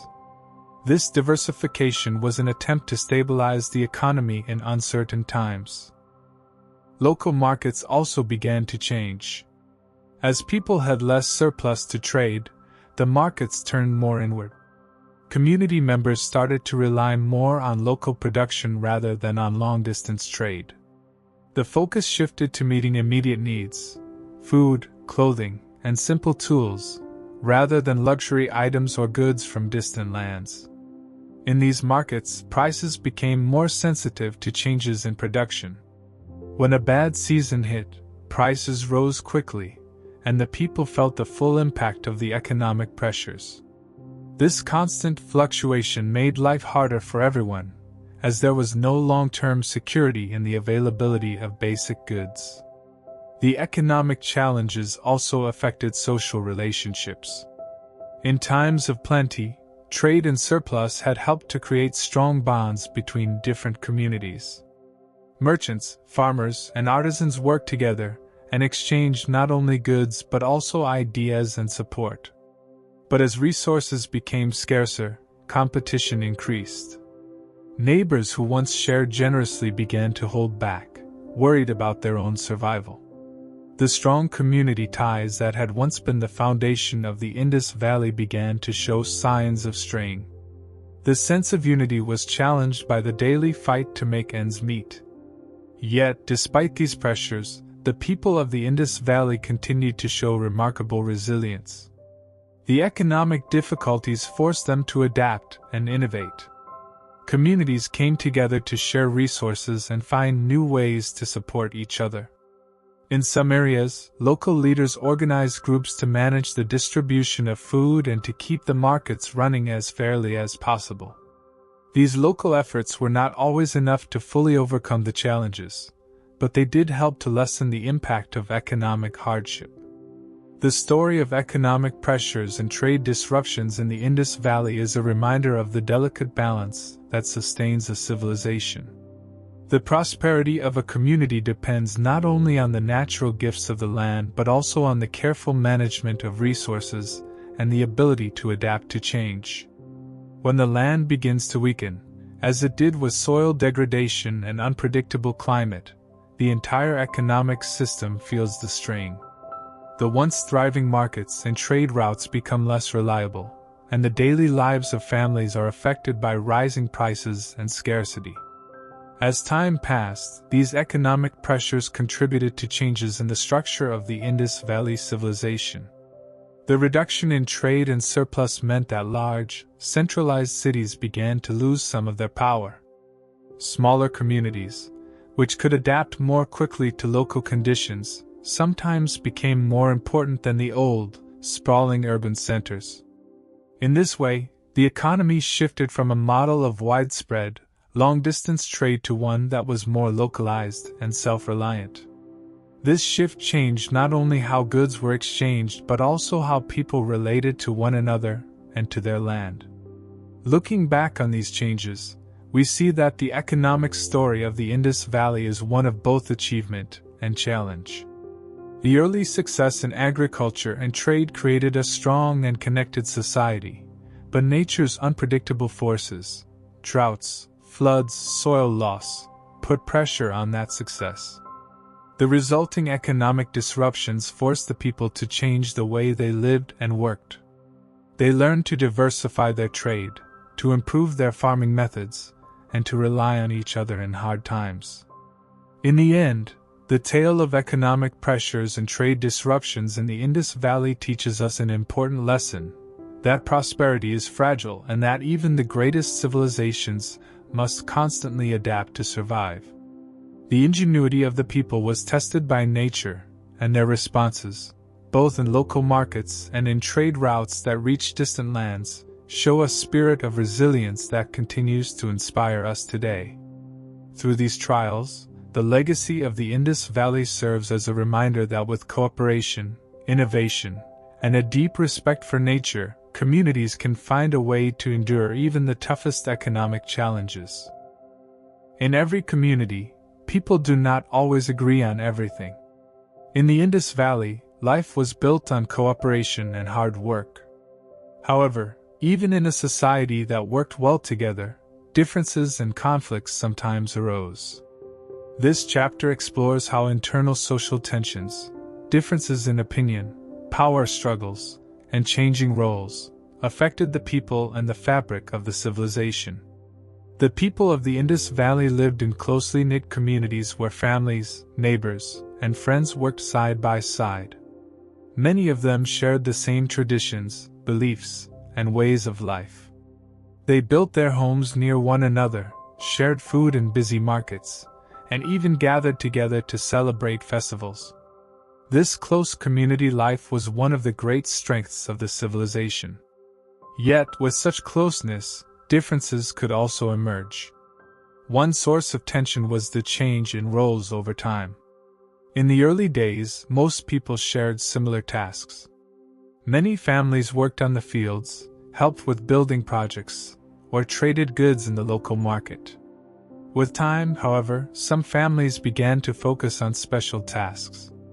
Certain families became known for their skill in pottery, while others were known for weaving cloth or crafting metal tools.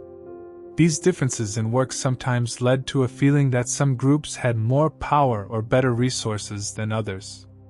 As the economy grew more complex, wealth started to be unevenly spread among the people. Some families saved extra grain and precious items from trade, while others had only what was needed for daily life.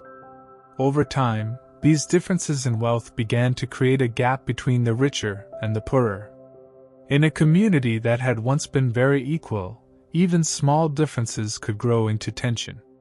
People began to wonder if the rules that once kept everyone together were still fair for all. Along with differences in wealth, there were also differences in ideas and beliefs. Although the exact details of their religious practices are not clear today, We know that the people of the Indus Valley held rituals and respected certain symbols.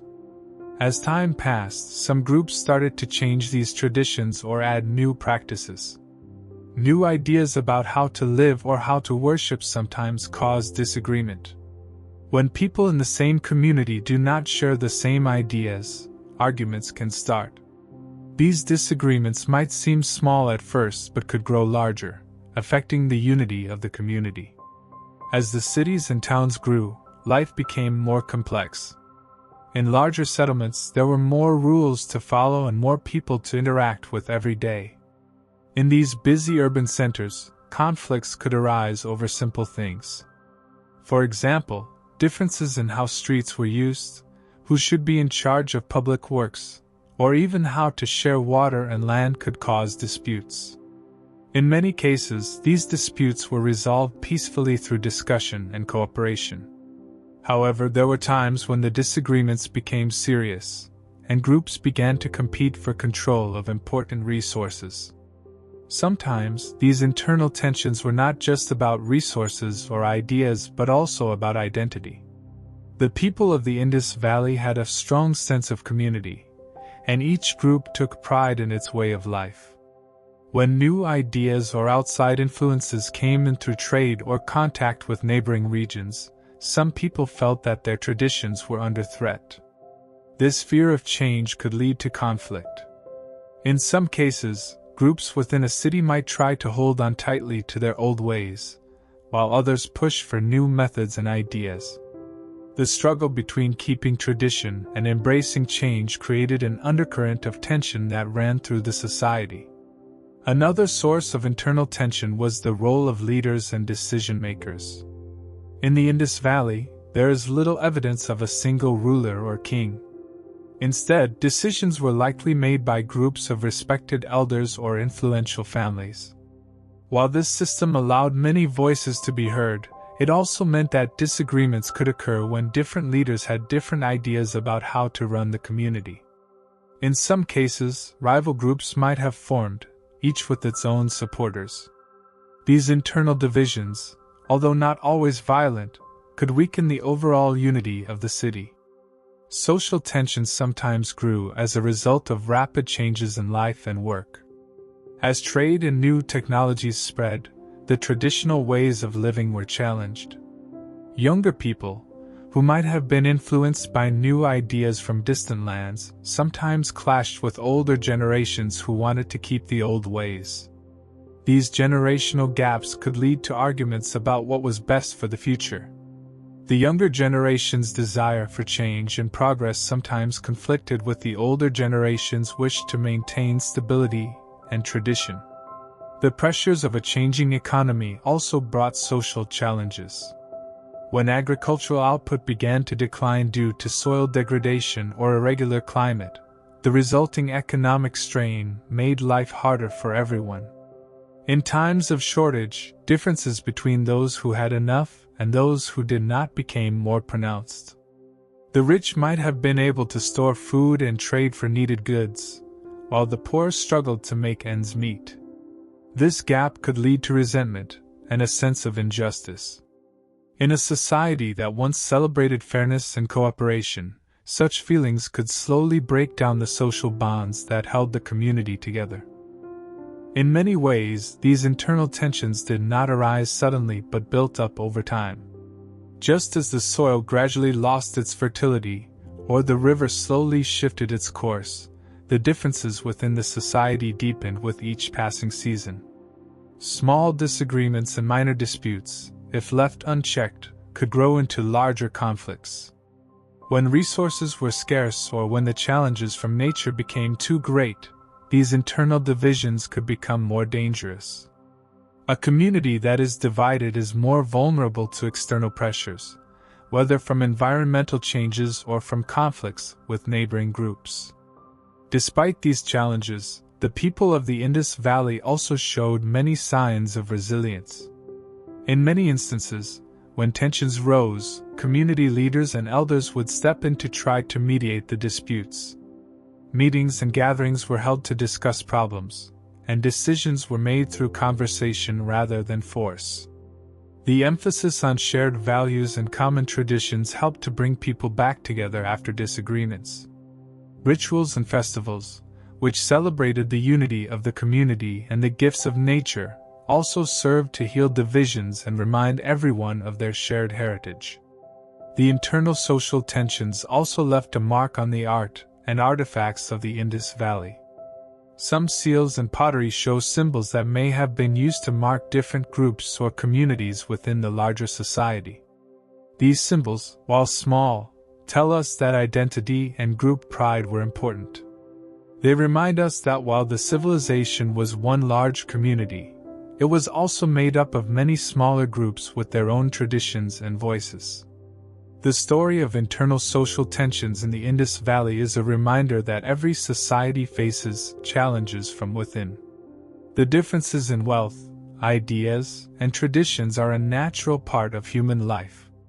When these differences grow too large, they can weaken the bonds that hold a community together. But the history of the Indus Valley also shows us that through discussion, cooperation, and a shared respect for traditions, people can overcome these challenges. Even when disagreements seem deep, the desire to live together in peace and to work for the common good often prevails. As we look back on the Indus Valley, we see that its history is not just a story of great buildings, trade networks, or agricultural wonders. It is also a story of human relationships, of love, of conflict, and of the struggles to find balance in a changing world. The internal social tensions that arose in the civilization were part of a larger story of adaptation and survival. They remind us that every society, no matter how advanced, must work to maintain the unity of its people.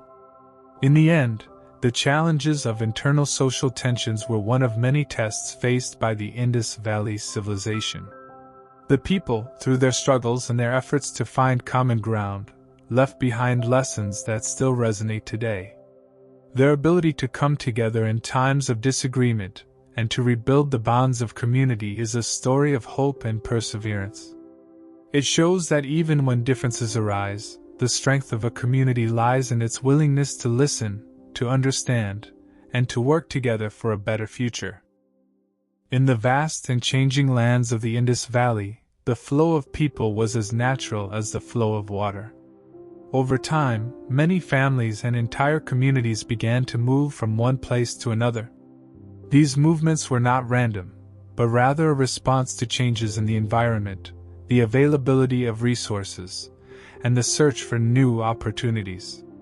In this chapter, we explore how migration and population movements played a role in the history of the Indus Valley, and how they shaped the lives of its people.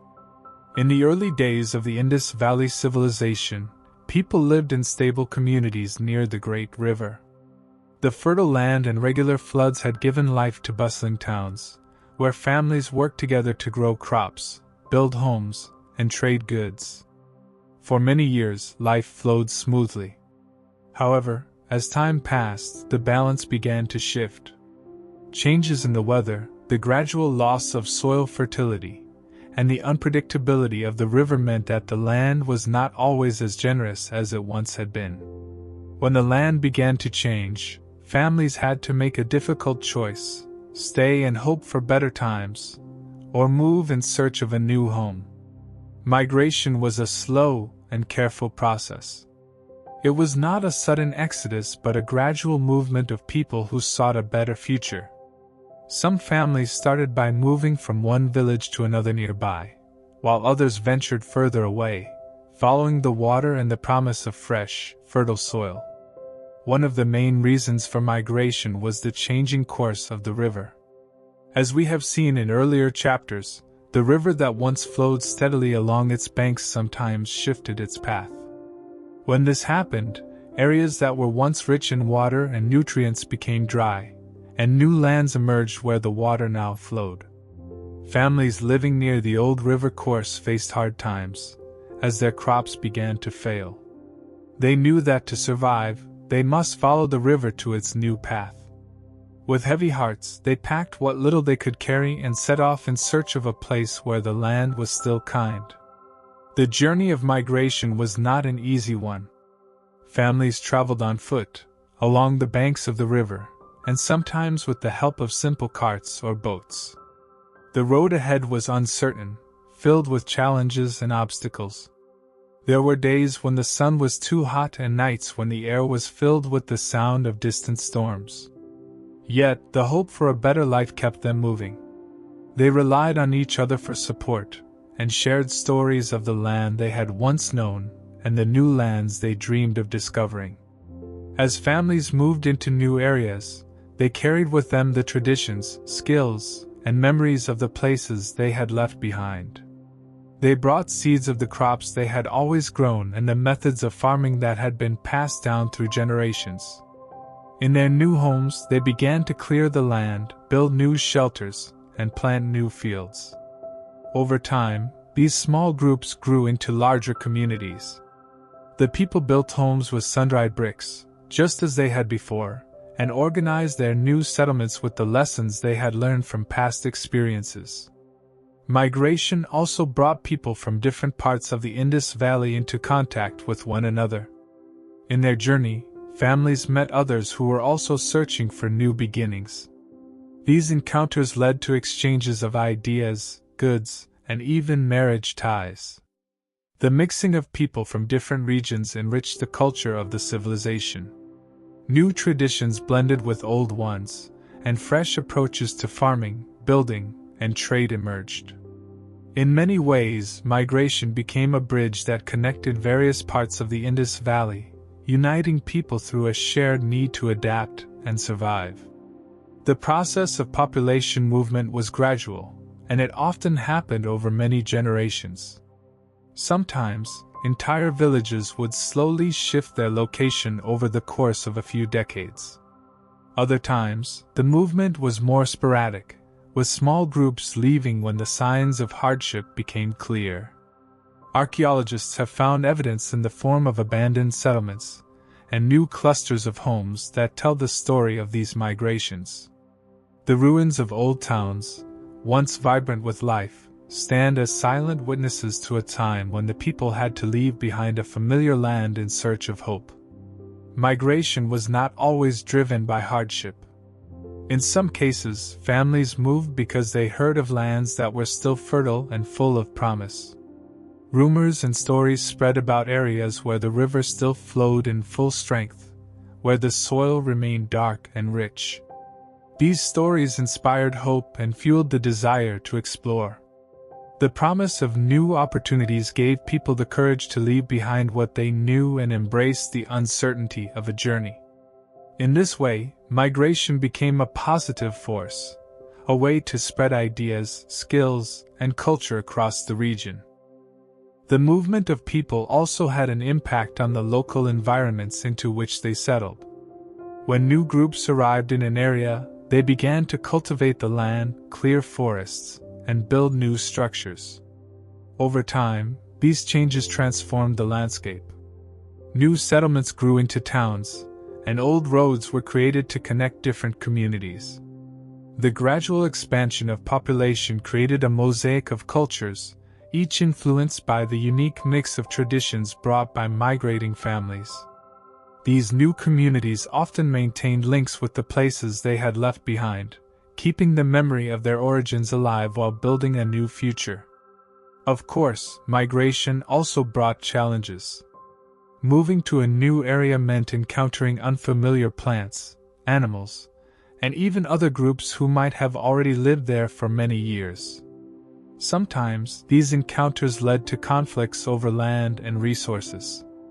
Disputes might arise between the newcomers and the original inhabitants about the best way to use the land or share the water.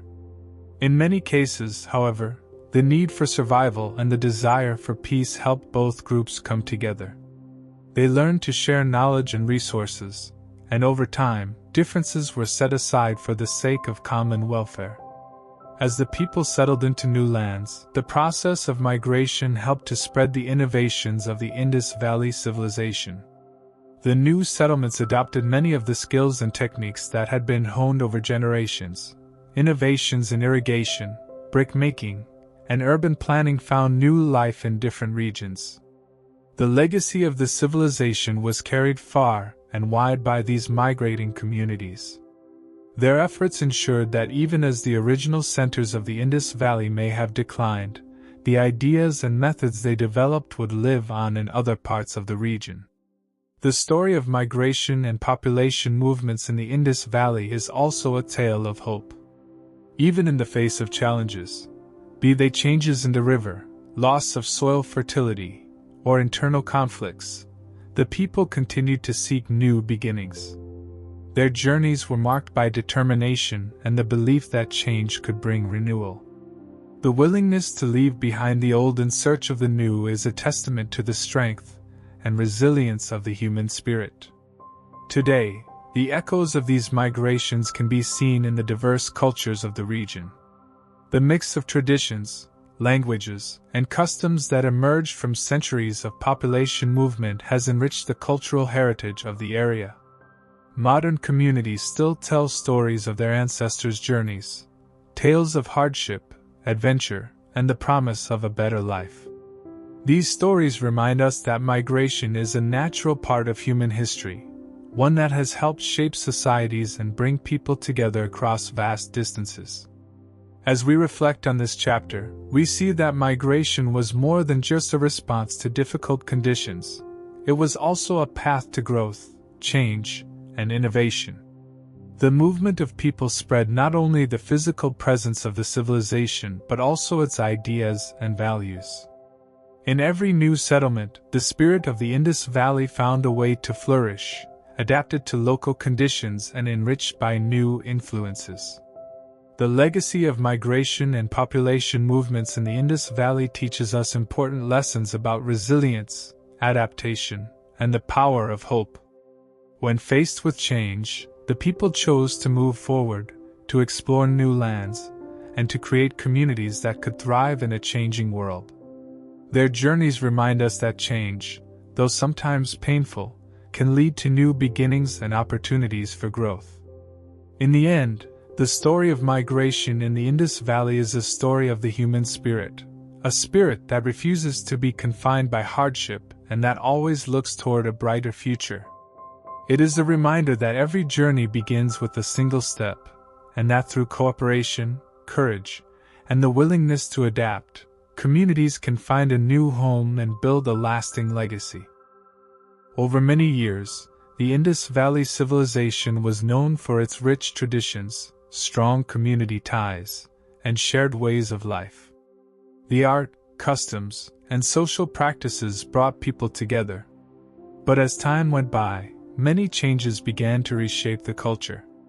New ideas came in from different regions, long-held traditions slowly changed, and the common identity that had once united the people began to fade. In this chapter, we explore how cultural transformation and the loss of a unified identity affected the people of the Indus Valley. In the early days, the people of the Indus Valley shared many traditions. They celebrated the cycle of the seasons, honored the river that brought life, and expressed themselves through art, music, and festivals. Every home had its own little customs passed down from elders. The symbols carved on seals and painted on pottery told stories of gods, nature, and the daily life that everyone understood. This common culture helped everyone feel like part of one large family. As the civilization grew and trade routes spread far and wide, new ideas began to flow into the region. Traders and travelers brought with them different customs, stories, and art styles. At first, these influences were exciting and brought new colors and designs into local art. People began to use new shapes in pottery and different motifs on their seals. But over time, the balance started to change. The steady, familiar culture that had once defined the Indus Valley slowly began to mix with these outside influences. One of the first signs of this cultural transformation was seen in everyday life. Traditional clothing and ornaments, once simple and uniform, began to show variations. Some groups started wearing new styles of cloth and jewelry that were different from the old patterns. The changes were not sudden, They came gradually, as people adopted new ideas and slowly changed their habits. Yet, as generations passed, these small changes added up. What was once a shared cultural identity began to break into different patterns and trends. In the markets and in public spaces, these differences were clear. Artisans started making items that appealed to newer tastes, and local traditions were mixed with foreign elements. Although the blending of cultures could sometimes create exciting new art forms, it also led to a loss of the original identity. The symbols and images that once told a clear story of the Indus Valley heritage began to fade or change their meaning. Some seals now carried designs that outsiders had introduced, and many young people started to favor the new styles over the old ones. This cultural transformation was not only about art and clothing. It also affected the language, the way people celebrated festivals, and even the social customs of family life. Old rituals that had once been passed down unchanged for generations started to be modified. The ceremonies that once honored the river, the harvest, or the ancestors took on new forms that reflected a mix of local and foreign ideas. For some, these changes brought a sense of excitement, as they felt part of a larger, changing world. For others, it meant losing a connection to the traditions that had defined their community for so long. With these changes, many people began to feel a loss of identity. They remembered the days when everyone shared the same stories, the same art, and the same customs. That common bond made life feel secure and familiar. But as more outside influences arrived, that shared identity started to splinter. People from different parts of the civilization began to develop their own distinct ways of living. Families who once celebrated together in the same manner now found that their practices had diverged. Some communities held on to the old ways, while others embraced the new. The result was a mix of traditions that sometimes led to confusion about who the people truly were. This loss of a unified identity had a deeper impact on society. With a strong shared culture, communities were tightly knit, and there was a clear sense of belonging. As that bond weakened, the differences between groups became more pronounced. Social ties that had once been strong began to loosen. People found it harder to relate to neighbors who now followed different customs. The common language of symbols, stories, and celebrations that had once united the society was gradually replaced by a patchwork of local identities. This splintering of culture made it more difficult to organize large community efforts and maintain the social cohesion that had once been the foundation of the civilization. The economic changes happening at the same time added to the cultural transformation. As trade slowed and local resources became scarce, communities began to focus more on survival than on maintaining traditions.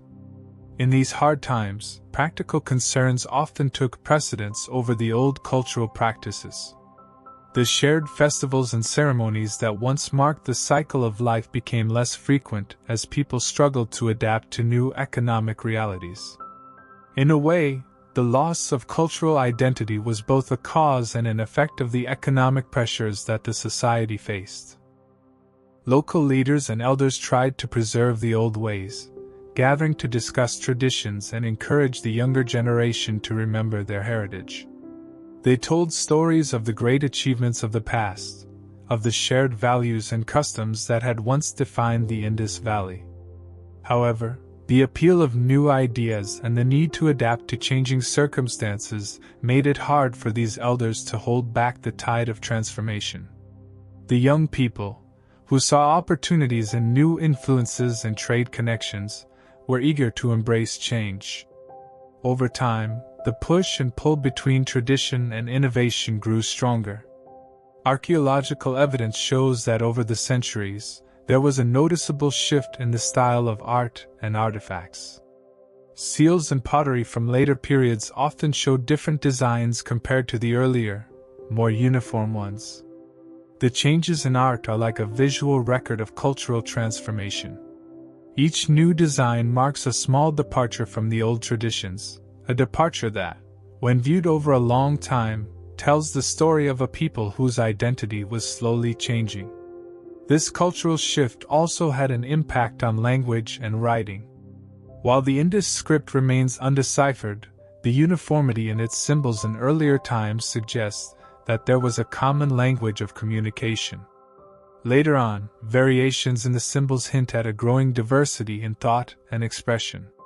The evolution of these symbols reflects how ideas and identities can change as new influences merge with the old.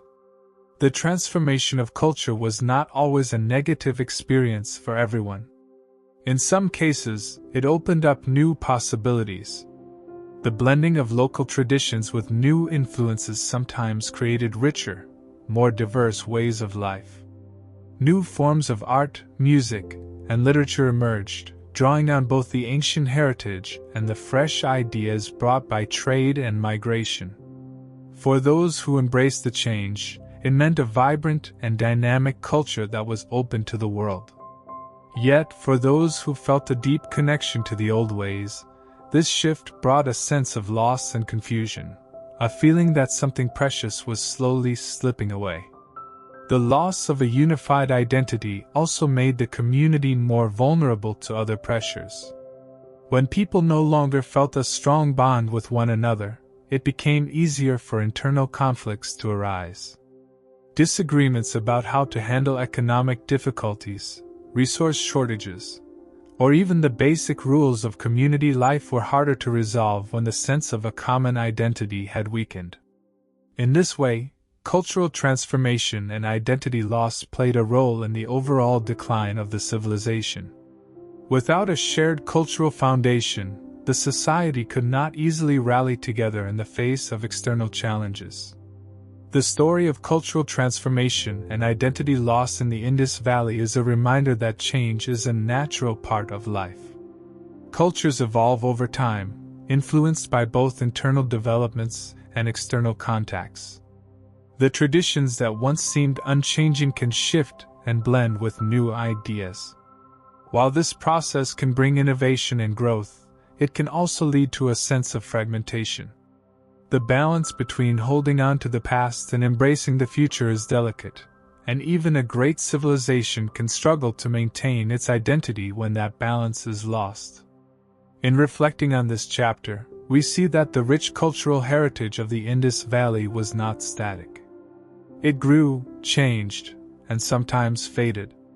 The art, rituals, and daily practices that had once defined the community slowly transformed as new influences emerged. Over time, the shared identity that had united the people began to split into various strands. Some traditions survived, albeit in changed forms, while others disappeared entirely. The loss of a unified identity is a powerful reminder that the strength of a civilization lies not only in its physical achievements, but also in the bonds that hold its people together. Today, the story of the Indus Valley serves as both an inspiration and a lesson. It shows us that cultures are always in motion, shaped by the forces of history, trade, and human creativity. At the same time, it reminds us of the importance of nurturing a shared sense of identity and belonging.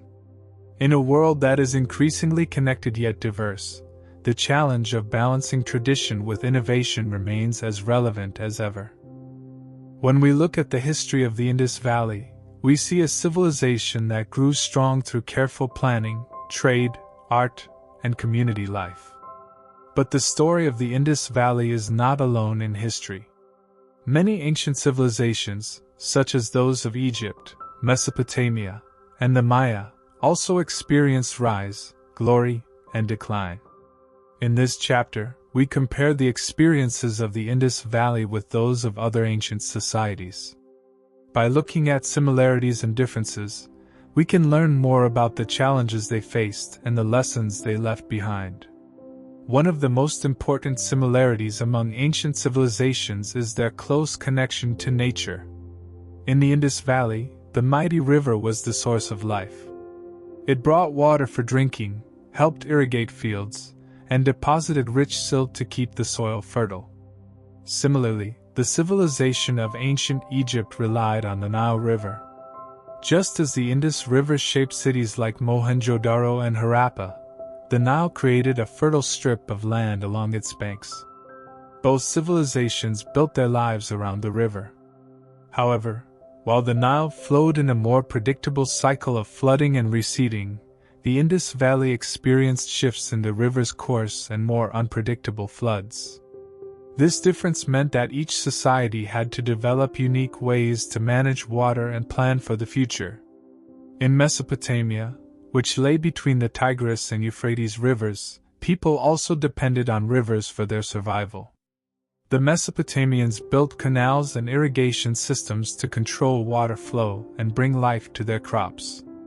Like the Indus Valley, they experienced both the blessing and the curse of floods. Yet, in Mesopotamia, the river floods were sometimes even more destructive. The people of Mesopotamia learned to build levees and to time their planting with great care. In all these cases, we see that the challenge of living with nature was a common theme. Civilizations that managed to work with the natural world often flourished for long periods, while those that struggled to control it sometimes declined. Another point of comparison is the development of urban planning and trade. The Indus Valley is famous for its well-planned cities with grid patterns, advanced drainage systems, and standardized brick sizes. This level of planning shows a deep understanding of order and organization. Ancient Egypt and Mesopotamia also developed impressive cities, but their designs were different. Egyptian cities often grew around monumental temples and the royal palace. The grandeur of these buildings reflected the strong central authority of the pharaohs. In contrast, the Indus Valley seems to have had a more collective approach, with many public areas serving as meeting places and markets. Trade was important in all these civilizations. The Indus Valley traded goods like pottery, beads, and textiles not only within its own borders but also with regions as far as Mesopotamia.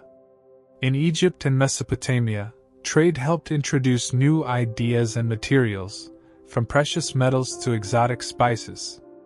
In each case, trade networks expanded the reach of these societies, but they also made them dependent on long-distance exchanges.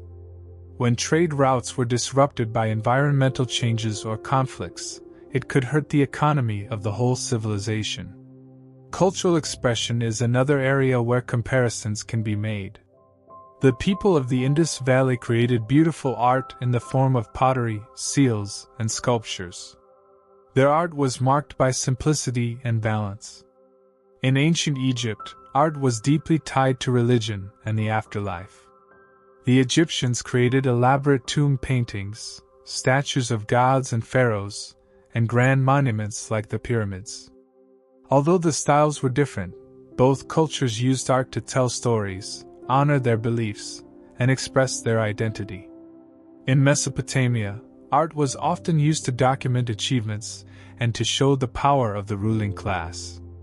Despite these differences, one common idea is that art and culture were essential parts of every society. They helped to define the identity of the people and connected generations through shared traditions and symbols. The challenges of ecological stress, including soil degradation and climate change, affected many ancient societies. In the Indus Valley, the gradual loss of fertile soil and the unpredictable weather put pressure on agriculture, leading to economic problems and population movements. Similar problems were faced in Mesopotamia, where over-irrigation and salinization of the soil eventually reduced the productivity of the land. In ancient Egypt, there were periods when the annual flooding of the Nile was too low, causing famine and hardship. These environmental challenges show that even with advanced technology and planning, no civilization was immune to nature's forces. They remind us that sustainable practices and respect for the land are essential for the long-term survival of any society. Social organization and internal tensions are also important points of comparison. In the Indus Valley, we have seen that social tensions sometimes arose from differences in wealth, ideas, and the struggle between tradition and innovation. Similarly, in Mesopotamia and Egypt, the concentration of wealth and power in the hands of a few rulers could lead to discontent among the common people. In many ancient societies, this imbalance eventually contributed to social unrest. The way in which these internal issues were managed often determined whether a civilization could adapt to changing conditions or would ultimately decline. When societies could resolve their internal conflicts and work together for the common good, they were better able to withstand external pressures like drought or invasion. Migration and population movements, driven by both environmental and social factors, played a significant role in the history of these ancient civilizations. In the Indus Valley, we see that when resources became scarce or when the river shifted its course, people moved to new areas in search of better land. This migration not only reshaped the population but also spread ideas, traditions, and innovations across a wide region. In Mesopotamia, similar movements occurred as people left overcrowded or depleted areas to settle in new lands. Even in ancient Egypt, there were periods when the population moved in response to changes in the flood cycle or economic hardship. These migrations remind us that the movement of people is a natural response to change, and that such movements can lead to the exchange of knowledge and cultural blending. A key difference among these civilizations is how they responded to these challenges. The Indus Valley civilization is known for its emphasis on urban planning and a decentralized form of organization. This may have helped them manage daily life with a focus on collective well-being. In contrast, ancient Egypt was ruled by a centralized authority that focused on monumental building projects and religious symbolism. Mesopotamia, with its city-states and shifting power centers, showed a more competitive nature, where each city tried to outdo the others in power and wealth. These different responses reflect the unique social, political, and cultural values of each civilization. They also show that there is no single path to success. Rather, each society must find its own balance between order, innovation, and tradition. Comparing these civilizations provides us with a broader understanding of human history. It shows that many of the challenges faced by the Indus Valley, environmental change, economic pressures, social tensions, are common to all human societies. It also reminds us that the strengths and weaknesses of a civilization are often intertwined. The same innovations that bring prosperity can also create dependencies that make a society vulnerable when conditions change. The rise and fall of these ancient cultures teach us about the importance of resilience, adaptability, and the need to maintain balance with nature. In the end, the comparative perspective helps us see that the story of the Indus Valley is not one of isolation, but part of a larger tapestry of human civilization. The experiences of Egypt, Mesopotamia, and even later cultures like the Maya show that while each society is unique, the challenges of managing nature, resources, and human relationships are universal. By studying these similarities and differences, we can gain insights into how our own modern society might better balance growth with sustainability and social harmony. The legacy of these ancient civilizations continues to inspire us today. Their achievements in art, engineering, trade, and urban planning remind us of the creative power of humanity. Their struggles with environmental change and internal conflict warn us of the dangers of ignoring the balance between nature and human progress. As we move forward into our own uncertain future, the lessons learned from the Indus Valley and its peers offer a guide, a reminder that the key to a lasting civilization lies in adaptability, cooperation, and a deep respect for the forces of nature. The cities of the Indus Valley have long been a mystery wrapped in layers of bricks and dust. From the well-planned streets of Mohenjo-Daro to the orderly layout of Harappa, every stone seems to whisper a secret of a long-lost world. In this chapter, we explore how modern archaeologists and historians work to unravel the urban puzzle of the Indus Valley. Their careful study of ruins, artifacts, and ancient layouts helps us understand how these cities were built and lived in, and what made them so unique. When archaeologists first uncovered the ruins of these ancient cities, they were struck by the remarkable order found in their design.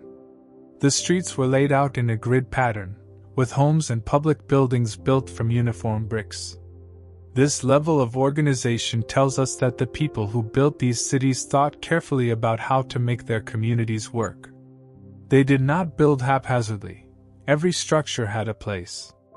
But for many years, the details of how these cities operated remained a puzzle waiting to be solved.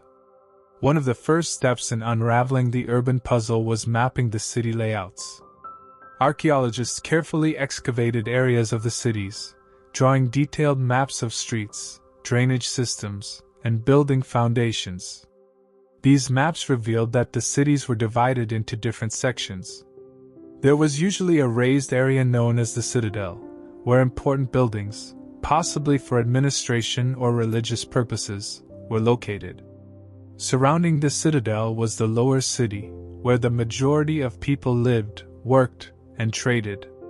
This division is one of the first clues that the society was organized in a way that separated public, perhaps official, activities from daily domestic life. The streets themselves tell a story of careful planning. In many sites, the roads run straight in two main directions. They intersect at right angles, creating a grid that would allow for efficient movement and easy drainage. This design not only made life easier for those who lived there but also helped the city deal with the heavy rains that sometimes swept through the region. Large drainage channels run along these streets, carrying rainwater away and preventing the streets from flooding. It is as if the builders of the Indus Valley anticipated the challenges of their environment and designed their cities to meet them head-on. But mapping the streets was just the beginning. To understand how the cities functioned, researchers had to look at the everyday objects left behind: pottery, tools, and even remnants of food. Pottery shards, decorated with simple patterns, hint at daily life and trade. Tools made of stone and metal show the work of craftsmen who built everything from simple household items to the tools needed for farming and construction. Each artifact is a small piece of the puzzle, giving us a glimpse into the lives of people who lived thousands of years ago. One of the most fascinating parts of the urban puzzle is the sophisticated drainage system. In many areas of the city, archaeologists found evidence of drains built into the streets. These drains were carefully designed to carry water away from homes and public spaces. Some were covered with stone slabs to keep people safe, while others were connected to larger channels outside the city walls. This system indicates that the builders were not only skilled in construction but also understood the importance of hygiene and public health. A well-planned drainage system helped keep the cities clean and reduce the risk of waterborne diseases. The houses in the Indus Valley also add to the puzzle. Excavations have revealed that many homes were built with the same standardized bricks. Most houses had a central courtyard, where families could gather, work, or even sleep on warm nights. Rooms were arranged around these courtyards in a way that allowed light and air to flow through the house. Some houses even had wells or water tanks, showing that water management was a personal as well as a public concern. These features point to a society that valued order, efficiency, and the well-being of its residents. Another clue to the urban puzzle is the existence of public buildings such as the Great Bath of Mohenjo-daro. This large, rectangular structure was likely used for ritual bathing or communal gatherings. Its design is very precise, with steps leading down into a pool that was carefully sealed to hold water. The Great Bath is a symbol of the public spirit of the Indus Valley civilization, a place where the community could come together to celebrate, cleanse, or even hold ceremonies. Its presence suggests that the city was not only a place of private homes and small workshops but also had a space dedicated to shared public life. Despite all the clues uncovered so far, many questions remain. For instance, researchers are still trying to understand the organization of the government in these cities. There are no clear signs of palaces or grand temples like those seen in ancient Egypt or Mesopotamia. Instead, the uniformity of the urban planning suggests that the society might have been governed by a group of elders or officials who worked collectively. Some scholars believe that decisions were made through community meetings rather than by a single ruler. This idea, though still debated, shows that the Indus Valley may have been organized in a more egalitarian way compared to other ancient civilizations. The uniformity found in many aspects of the cities also points to the presence of shared cultural values. The standardization of brick sizes, weights, and measures across vast regions suggests that there was a strong system of rules or norms that everyone followed. This consistency is one of the marvels of the Indus Valley. Across hundreds of miles, the way buildings were constructed and goods were measured remained the same. It hints at a centralized system of planning or at least a common understanding of how things should be done. Modern technology has played an important role in solving the urban puzzle of the Indus Valley. Today, archaeologists use methods like satellite imagery and ground-penetrating radar to locate ancient structures without disturbing the soil. These tools have revealed patterns that were not visible to the naked eye, such as subtle changes in the layout of the streets or hidden channels used for drainage. Computer models help researchers simulate how water would have flowed through the ancient cities during heavy rains, offering clues about the design choices made by the builders. Through these modern techniques, the pieces of the urban puzzle are slowly coming together. Another interesting aspect is the way in which urban life in the Indus Valley compares with modern cities. The grid layout of the streets, the emphasis on drainage and hygiene, and the efficient use of space are all ideas that continue to influence city planning today. When we study the Indus Valley, we not only learn about a lost civilization but also gain insights that are relevant to our own time. The principles of urban planning that helped ancient people thrive can still inspire the way we build cities today. However, not every piece of the urban puzzle has been found, and many mysteries remain. For example, while we have clues about how people lived in their homes and organized their streets, the exact methods they used to construct such precise buildings are still a subject of research. There are debates about whether the brick-making techniques were taught through apprenticeships, or if there was an early form of standardized production managed by the community. These questions remind us that history is full of gaps, moments, and methods that have been lost to time. The art and craftsmanship of the Indus Valley also play a significant part in the urban puzzle. Seals and pottery, often discovered in the middle of city streets, serve as small windows into the lives of the people. Many of these items bear intricate designs and symbols, some of which remain undeciphered. These symbols might have been used for administrative purposes, trade, or even religious rituals. Each artifact offers a clue about the values, beliefs, and everyday practices of the society. In piecing together these clues, researchers work like detectives, slowly building a picture of how a whole civilization functioned. Social life in the cities is another important piece of the puzzle. The evidence of communal spaces, such as markets and public baths, suggests that the cities were designed to bring people together. The layout of these urban centers encourages interaction among residents, from neighbors sharing a conversation along the streets to families gathering in their courtyards. The emphasis on community spaces indicates that the society placed a high value on cooperation and social bonds. This aspect of urban life is key to understanding how the civilization managed both the everyday challenges of life and the larger challenges posed by nature. Unraveling the urban puzzle of the Indus Valley is a work in progress. Each new excavation, each artifact uncovered, and each technological advancement in archaeology adds another piece to the puzzle. Although there are still many unanswered questions, the progress made so far has greatly expanded our understanding of this remarkable civilization.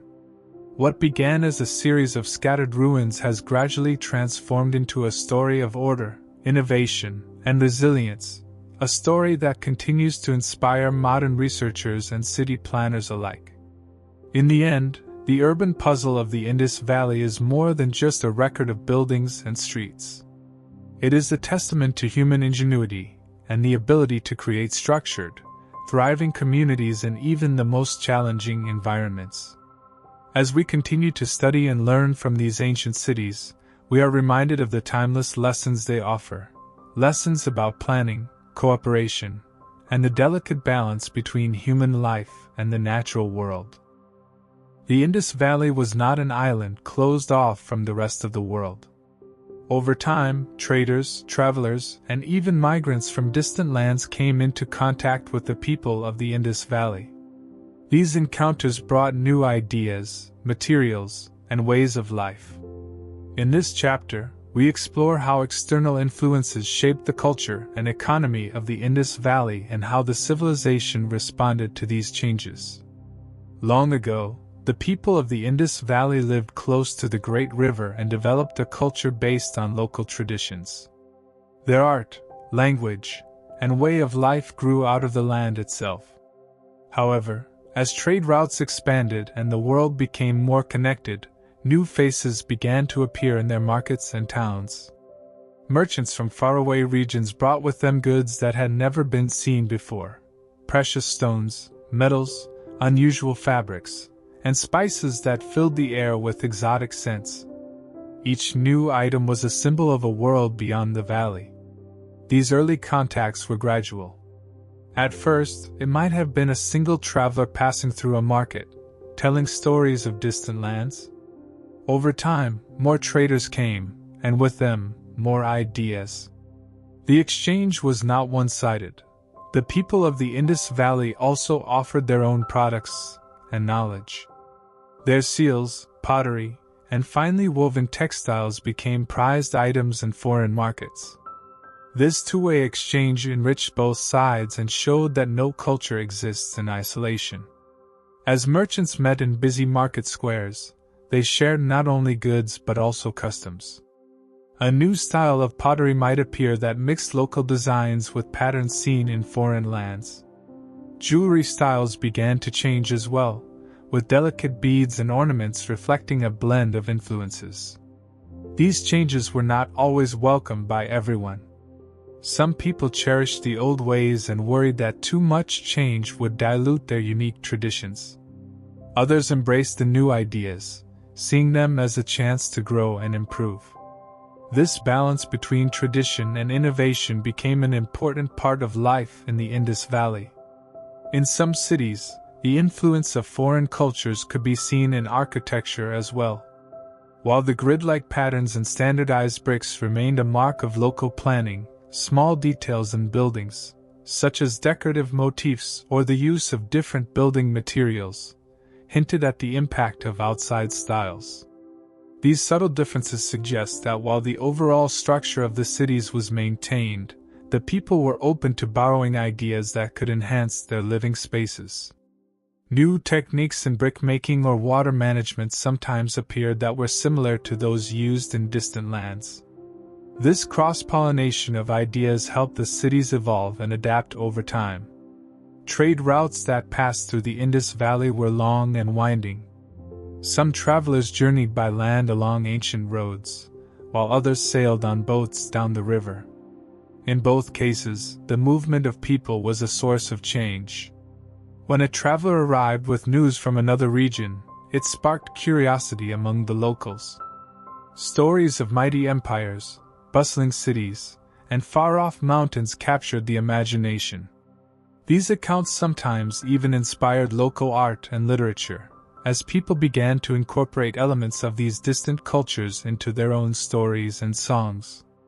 One important area of external influence was religion and spiritual practice.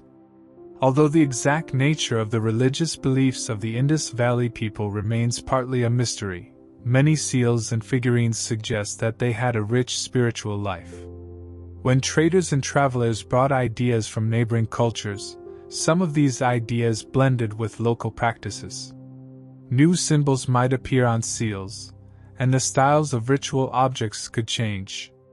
This mix sometimes led to a rethinking of spiritual ideas, where old gods were joined by new ones or where rituals were adapted to include elements from outside. The result was a religious landscape that was both familiar and new, reflecting the complex interactions between different cultures. Economic influences were also significant. As trade grew, the Indus Valley economy became more diverse. Markets that once focused mainly on local produce and handmade goods gradually included a wider range of items. Merchants learned new methods of weighing and measuring, and the exchange of money or tokens began to supplement the barter system. These economic changes made trade more efficient and opened up opportunities for wealth that had not existed before. However, the increased dependence on long-distance trade also made the economy more vulnerable. When political or environmental events disrupted trade routes, the effects could be felt across the civilization. External influences were not always peaceful or beneficial. In some cases, encounters with outside groups led to conflict. Differences in language, customs, and beliefs sometimes created misunderstandings that escalated into disputes. Defensive structures, such as walls and fortifications, have been found at several Indus Valley sites. Although these may have been built primarily to manage flooding or for urban planning, they could also have served as a means of protection against raids or incursions from hostile groups. Such challenges forced the people to be alert and to develop strategies to safeguard their communities. Despite these challenges, many encounters with the outside world were marked by cooperation and mutual respect. The exchange of goods and ideas helped to build bridges between the Indus Valley and its neighbors. Families intermarried, and cultural practices were shared. This blending of cultures sometimes led to hybrid forms of art, music, and language that enriched the lives of everyone involved. The openness to new ideas was a key strength of the Indus Valley civilization and helped it to adapt to changing times. Some scholars believe that the steady flow of new influences contributed to both the success and the eventual decline of the Indus Valley civilization. While the external contacts brought much-needed innovation and helped to spur economic growth, they may also have introduced instability. The mixture of different cultural elements sometimes led to internal tensions, as groups struggled to balance the old ways with the new. Over time, this could have weakened the unified cultural identity that had once been a source of strength. The complex interplay between external influences and internal dynamics remains one of the great puzzles of Indus Valley history. Archaeologists continue to study artifacts from this period to better understand the nature of these encounters. New discoveries, such as foreign coins, unfamiliar pottery styles, and even writing systems that hint at contact with other cultures, offer clues about the extent of these influences. Modern techniques, like chemical analysis and satellite imaging, help researchers trace the origins of materials used in Indus Valley artifacts. For example, the presence of certain minerals in pottery can indicate that they were traded from far-off regions. These scientific methods help to build a clearer picture of how interconnected the ancient world truly was. The legacy of these external influences is still visible today. Modern cultures in South Asia bear traces of ancient exchanges, from linguistic borrowings to artistic styles and culinary traditions.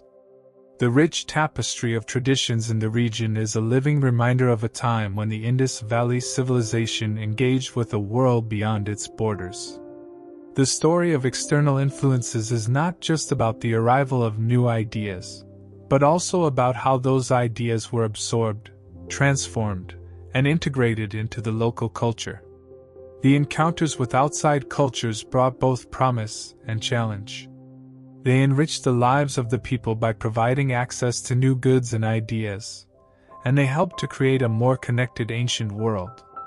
Yet, they also required the civilization to adapt constantly, and to negotiate the balance between preserving local traditions and embracing new ways of life.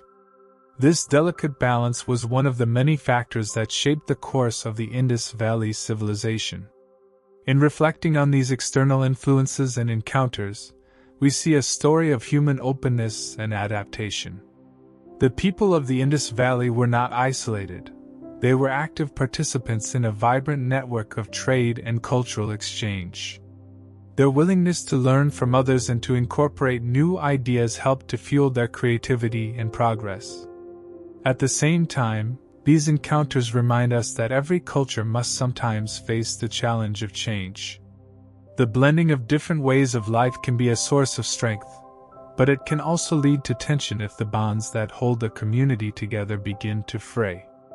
As we conclude this chapter, we recognize that the external influences and encounters experienced by the Indus Valley civilization are an important part of its story. They reveal a world in which distant lands were connected by roads, rivers, and the movement of people. They show that even in ancient times, cultures could learn from one another and grow stronger through shared knowledge and experience. The legacy of these exchanges continues to influence the region, reminding us that openness to the world can bring both opportunity and challenge, a lesson that remains true in our own time. In recent years, the study of the ancient Indus Valley civilization has entered a new phase. Thanks to cutting-edge scientific investigations, researchers are now able to uncover secrets that were hidden for thousands of years. These modern tools and techniques have given us a closer look at how people lived, built their cities, and managed nature long ago. In this chapter, we explore the exciting ways in which scientists work to reveal the past, and what these discoveries tell us about the remarkable Indus Valley. Modern science has opened a window into the past. In the early days of archaeology, researchers dug up ruins and studied artifacts with simple tools. Today, scientists use advanced methods that allow them to see beneath the surface without even lifting a shovel. One such method is satellite imaging. By using satellites in space, researchers can see patterns on the ground that are not visible from the Earth. These images can show the layout of ancient cities, hidden roads, and even changes in the river channels that once flowed through the region. With satellite imaging, vast areas of land can be studied quickly and without disturbing the fragile remains of the past. Another powerful tool is ground-penetrating radar, GPR. This technology works by sending radio waves into the ground and measuring the signals that bounce back. GPR can reveal hidden structures such as buried walls, floors, and even entire buildings. This non-invasive method helps archaeologists create detailed maps of ancient sites. It allows them to plan excavations more carefully and to preserve as much of the original context as possible. The use of GPR has led to the discovery of new parts of ancient cities that were previously unknown, adding new chapters to the story of the Indus Valley. Scientists also use chemical and isotopic analyses to study the materials found at archaeological sites. For example, by analyzing the chemical makeup of pottery or metal objects, researchers can determine where the raw materials came from. This information helps to trace trade routes and understand how different regions were connected. Isotopic analysis, which studies the ratios of certain elements, can even reveal details about ancient diets. By examining the bones of people and animals, scientists can tell what kinds of food were eaten and how the environment may have affected agriculture. These techniques give us a clearer picture of everyday life in the ancient cities. The investigation of ancient seeds and plant remains is another exciting area of research. Scientists can study the remnants of crops preserved in ancient soil to learn about the farming practices of the Indus Valley people. By identifying the types of grains and other plants, they can see how agriculture evolved over time. This research has shown that the people were very skilled farmers who carefully managed their land. It also helps us understand how changes in the environment, such as shifts in the river or periods of drought, affected their food supply. Another area where modern science has made a big impact is in the study of human remains. Advances in DNA technology have allowed scientists to extract genetic material from bones and teeth. Although the warm climate of the Indus Valley does not always preserve DNA well, even small amounts can provide important clues about the people who lived there. Genetic studies can reveal information about their ancestry, how they moved across the region, and how they were related to modern populations. These findings have started to paint a picture of a diverse and interconnected community that thrived long ago. One of the most fascinating applications of scientific investigation is the study of ancient water management systems. The Indus Valley is known for its advanced drainage and irrigation systems. Using a combination of archaeological evidence and modern engineering techniques, scientists can recreate how these systems worked. Computer models simulate the flow of water through ancient channels and drains, showing how the builders designed their cities to cope with heavy rains and floods. This research not only deepens our understanding of Indus technology, but also inspires modern engineers who work to solve water problems in today's cities. In addition to these methods, scientists have turned to remote sensing and geophysical surveys to study the land around ancient sites. These methods use a variety of instruments to measure changes in the soil, magnetic fields, and other physical properties. Such surveys can identify areas where human activity has left its mark. For example, differences in soil color or composition might indicate where a building once stood, or where a road was laid out. By combining these data with information from excavations and satellite images, researchers are able to create a detailed picture of how the ancient cities grew and changed over time. Modern laboratories also play a key role in analyzing artifacts from the Indus Valley. Small samples of pottery, metal, and even organic materials are examined under microscopes and using X-ray techniques. These analyses can reveal details about the manufacturing processes used by ancient craftsmen. Scientists have discovered that many items were produced with a level of skill that was far ahead of their time. The standardization of bricks, the precise design of seals, and the intricate patterns on pottery all speak to a society that valued quality and consistency. By understanding the technologies behind these achievements, researchers can better appreciate the ingenuity of the Indus Valley people. These cutting-edge investigations are not just about collecting data. They also help to answer big questions about the rise and fall of the civilization. For instance, one puzzle that has intrigued historians is why the Indus Valley civilization declined. Some theories suggest that environmental changes, such as drought or floods, may have played a role. Others propose that social and economic factors were at work. By using scientific tools to analyze environmental data, such as the layers of silt deposited by floods or the chemical signatures in ancient soils, researchers can test these theories. Although the mystery is not yet fully solved, every new piece of evidence helps to narrow down the possibilities. The integration of multiple scientific disciplines, archaeology, geology, chemistry, genetics, and engineering, has led to a richer understanding of the Indus Valley civilization. This interdisciplinary approach is one of the great strengths of modern research.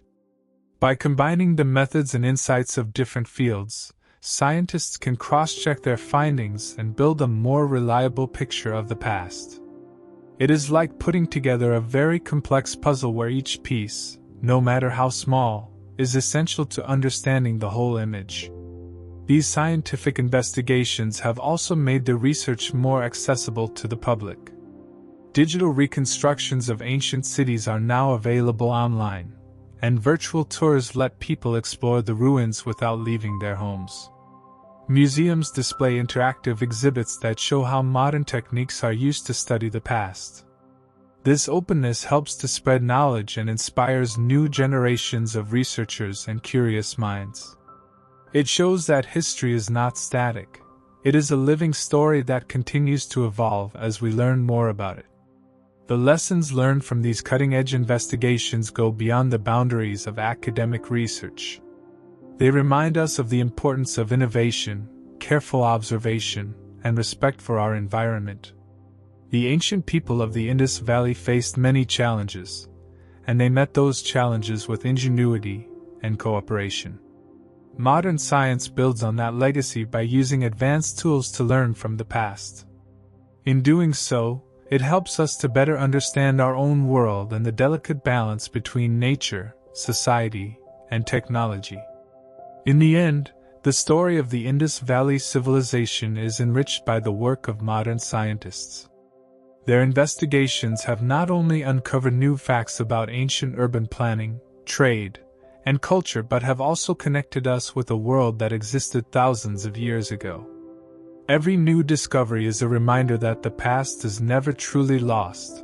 It lives on in the layers of earth, the fragments of pottery, and the echoes of long-forgotten voices. As technology continues to advance, the mysteries of the Indus Valley will continue to unfold, offering fresh insights and sparking the imagination of all who are curious about the dawn of human civilization. Understanding the complex story of the Indus Valley civilization requires more than just one type of study. In this chapter, we explore how experts from different fields — archaeology, climatology, anthropology, geology, chemistry, and even computer science — join their efforts to build a full picture of life in the ancient Indus Valley. Each field brings a unique set of tools and ideas that help us understand the past from many angles. Together, they form a kind of team where every piece of information is important, like pieces of a great puzzle. Combining different disciplines. Archaeology has long been at the heart of studying the Indus Valley. Excavations of cities like Mohenjo-daro and Harappa reveal the remains of houses, streets, drains, and public buildings. But while archaeology shows us where things were and sometimes what they looked like, other fields help us learn how and why those things came to be. Climatology, for example, studies past weather patterns and climates. By looking at layers of silt in the soil or the chemical makeup of ancient river deposits, scientists can tell if the region was once wetter or drier than it is today. This information is key to understanding how changes in the environment might have affected farming, water supply, and even population movements. Clues from the Earth. Geology plays a crucial role in this interdisciplinary effort. Geologists study the rocks, soils, and river systems in the region. Their work tells us about the natural processes that shape the land. For instance, by examining rock formations and sediment layers, geologists can detect shifts in the river's course and signs of natural disasters like floods or earthquakes. This information adds another layer to our understanding of why cities were built where they were and why they may have later been abandoned or reoccupied by migrating groups. Chemical and isotopic analyses. Chemistry and isotopic studies have also proven to be powerful tools in unlocking the secrets of the Indus Valley. By analyzing the chemical composition of pottery, metal objects, and even organic remains, scientists can trace the origins of the raw materials used by ancient craftsmen. Isotopic analyses, studies of the ratios of certain elements, help determine the sources of water and food, revealing patterns of trade and agriculture. These techniques have uncovered evidence of long-distance trade networks and even hinted at what everyday meals might have been like. For example, scientists have been able to show that some grains and spices may have come from far-off lands, demonstrating the wide reach of the ancient trade routes. The human story through anthropology. Anthropology brings a human face to the study of the Indus Valley. While the physical remains of buildings and artifacts are important, understanding the people behind these objects is equally vital. Anthropologists study the social structure, rituals, and daily life of ancient communities. They work with the material culture found in archaeological sites, such as tools, jewelry, and even remnants of food, to imagine how people lived, what they believed, and how they interacted with one another. Through comparative studies with modern communities that have similar traditions, anthropologists try to piece together the lost voices of the Indus people. Their work helps explain how traditions may have been passed down through generations, and how cultural changes occurred over time. Digital tools and computer models. Modern computer science has also entered the field of ancient studies. Digital modeling and simulation allow researchers to recreate ancient cities in virtual space. By using data from archaeological digs, satellite images, and geophysical surveys, computer models can simulate how water flowed through the cities or how the urban grid was laid out. These models not only help visualize the past in a way that is easy to understand but also allow scientists to test theories. For example, if a model shows that a particular drainage system was very effective in removing water during a heavy monsoon, it supports the idea that the builders had a deep understanding of their environment. In turn, these simulations can guide future excavations by pointing out areas that may have hidden structures or other significant features. Working together, a holistic view. What makes interdisciplinary research so powerful is that no single field can answer all the questions about the Indus Valley. Archaeology can show us where the ruins lie, but it is through the collaboration with climatologists that we learn why the weather might have shifted over centuries. Geologists reveal the natural forces at work, while chemists and isotopic analysts pinpoint the origins of materials used in everyday objects.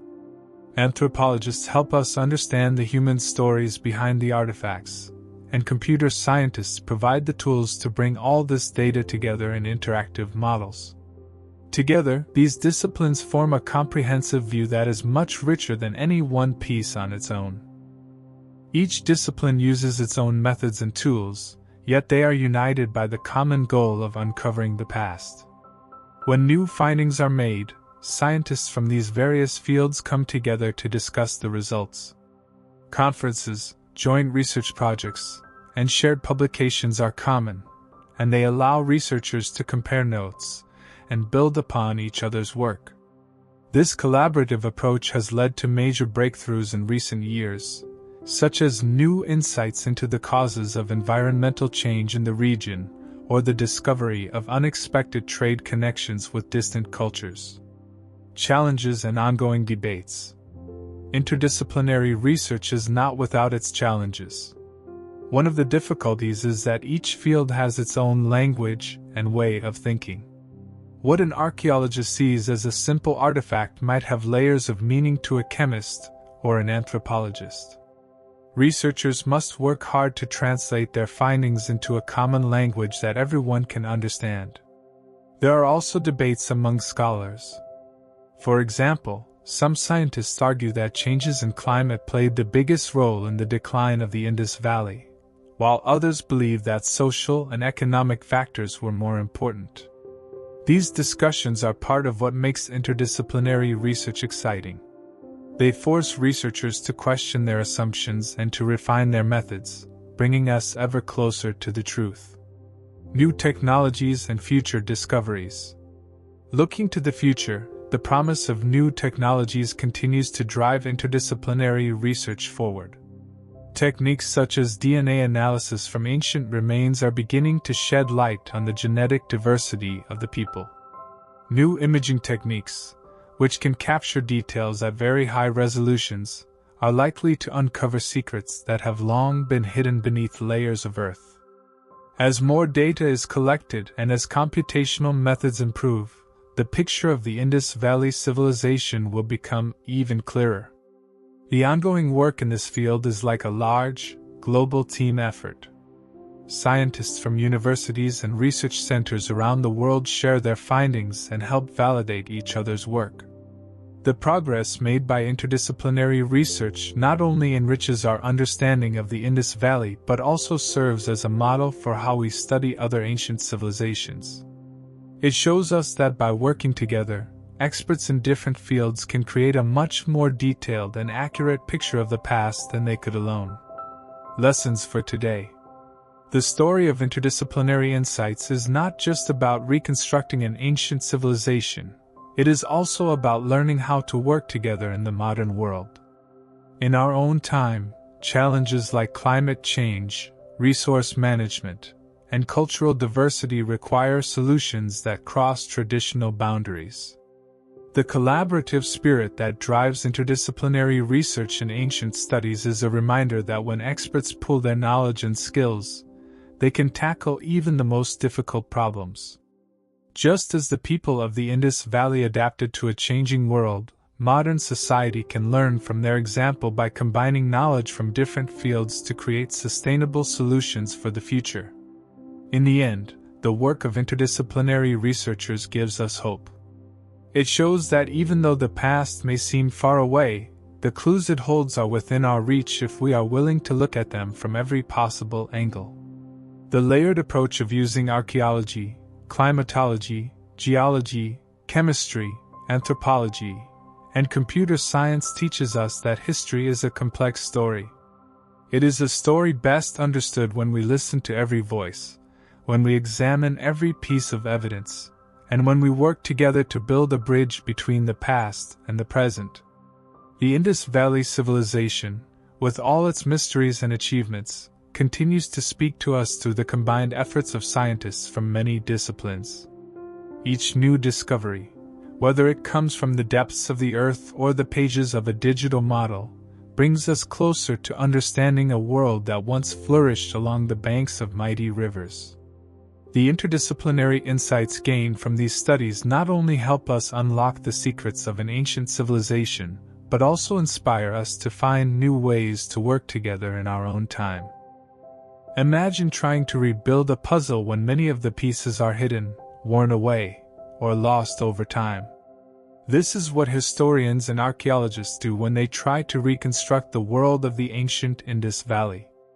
They work with broken pottery, faded seals, crumbling walls, and tiny fragments of art to piece together the life that once thrived along the great river.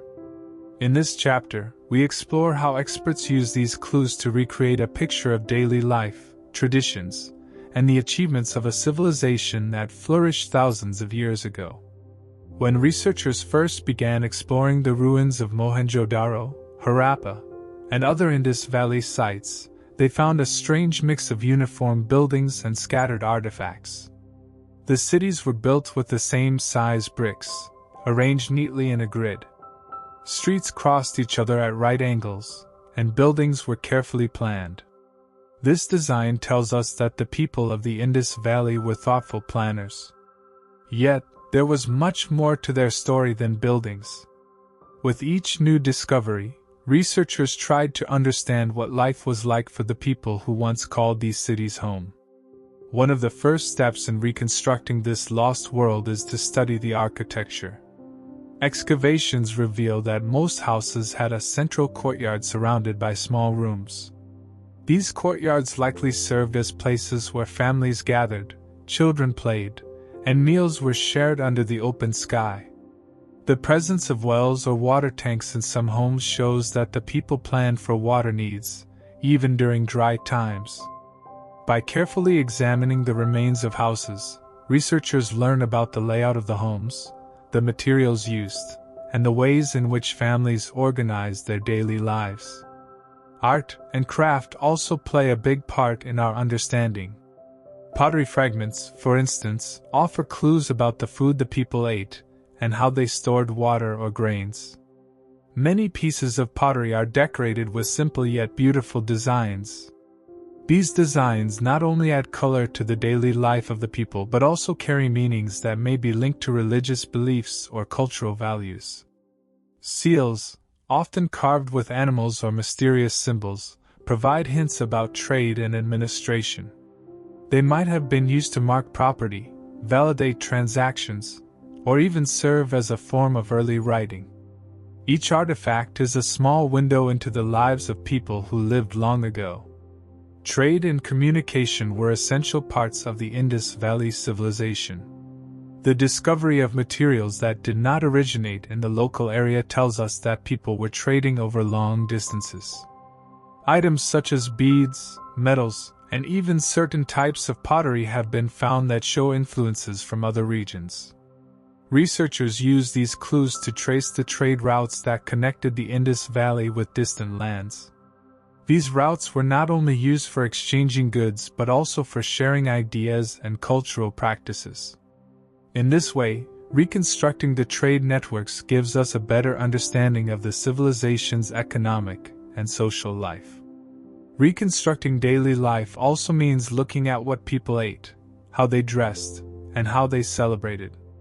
Archaeologists have found remnants of grains, fruits, and other food items that suggest a diet based on wheat, barley, and pulses. The tools used for grinding and processing these foods provide additional clues. In the workshops where pottery was made or metal was cast, scientists have discovered molds and tools that hint at the skills and techniques of craftsmen. The careful crafting of everyday objects, from simple cooking pots to delicate jewelry, tells us that art and function went hand in hand in the Indus Valley. Social life, too, is pieced together through the careful study of artifacts. Figurines and statues, though small, revealed the artistic style and possibly the religious beliefs of the people. Some figurines show figures with simple features, perhaps representing deities or important individuals. The uniformity found in the art and the recurring symbols on seals suggest that there was a shared system of beliefs and values. Public buildings, such as the Great Bath in Mohenjo-daro, indicate that community gatherings and ritual practices were part of daily life. Historians use these clues to imagine how festivals, rituals, and social events might have brought people together and strengthened the bonds within the community. Another key aspect of reconstruction comes from studying the natural environment.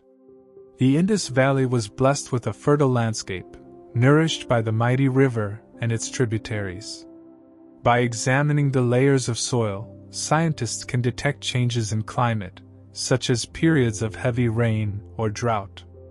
These environmental clues help researchers understand how changes in weather and river patterns might have affected farming, trade, and even the location of cities. The interplay between nature and human activity is a critical part of the story. For instance, a sudden change in the river's course might have forced people to move, while regular floods brought rich silt that improved the soil. These environmental factors are woven into the fabric of the civilization's history. In addition to physical artifacts and environmental studies, researchers use modern technology to recreate the lost world of the Indus Valley. Computer modeling and digital reconstructions allow experts to build virtual models of ancient cities. By inputting data from excavations, satellite images, and geophysical surveys, computer programs can simulate how a city might have looked when it was thriving. These digital reconstructions are not only valuable for academic study but also help the public visualize a civilization that existed long before the advent of writing. They bring the past to life and show how careful urban planning and engineering were central to the Indus Valley way of life. One of the most exciting aspects of reconstructing this lost world is the ongoing collaboration between researchers from many different fields. Archaeologists, geologists, chemists, anthropologists, and computer scientists share their findings and work together to piece together the puzzle. Each discipline brings its own expertise. For example, geologists help determine the age of layers of silt and changes in the landscape, while chemists analyze the composition of pottery and metal artifacts. Anthropologists study cultural practices and compare them with those of modern traditional societies. By combining these perspectives, a fuller, more accurate picture of the Indus Valley civilization emerges. The reconstruction of the Indus Valley is not just about understanding the past. It also has lessons for the present and future. The ancient people managed to create a society with impressive urban planning, efficient water management, and a rich cultural life, all using the resources available to them. Their ability to adapt to changes in their environment, to innovate in the face of challenges, and to maintain a vibrant community spirit offers insights from modern city planning and sustainable living.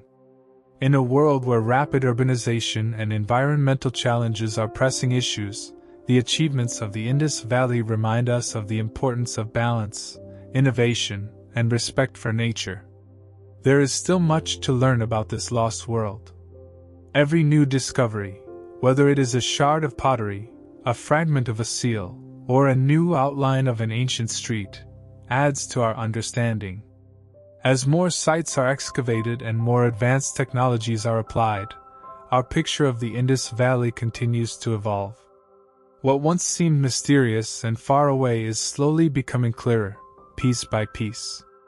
The work of reconstruction is a long process, but it is one that continually brings us closer to understanding one of the earliest great civilizations.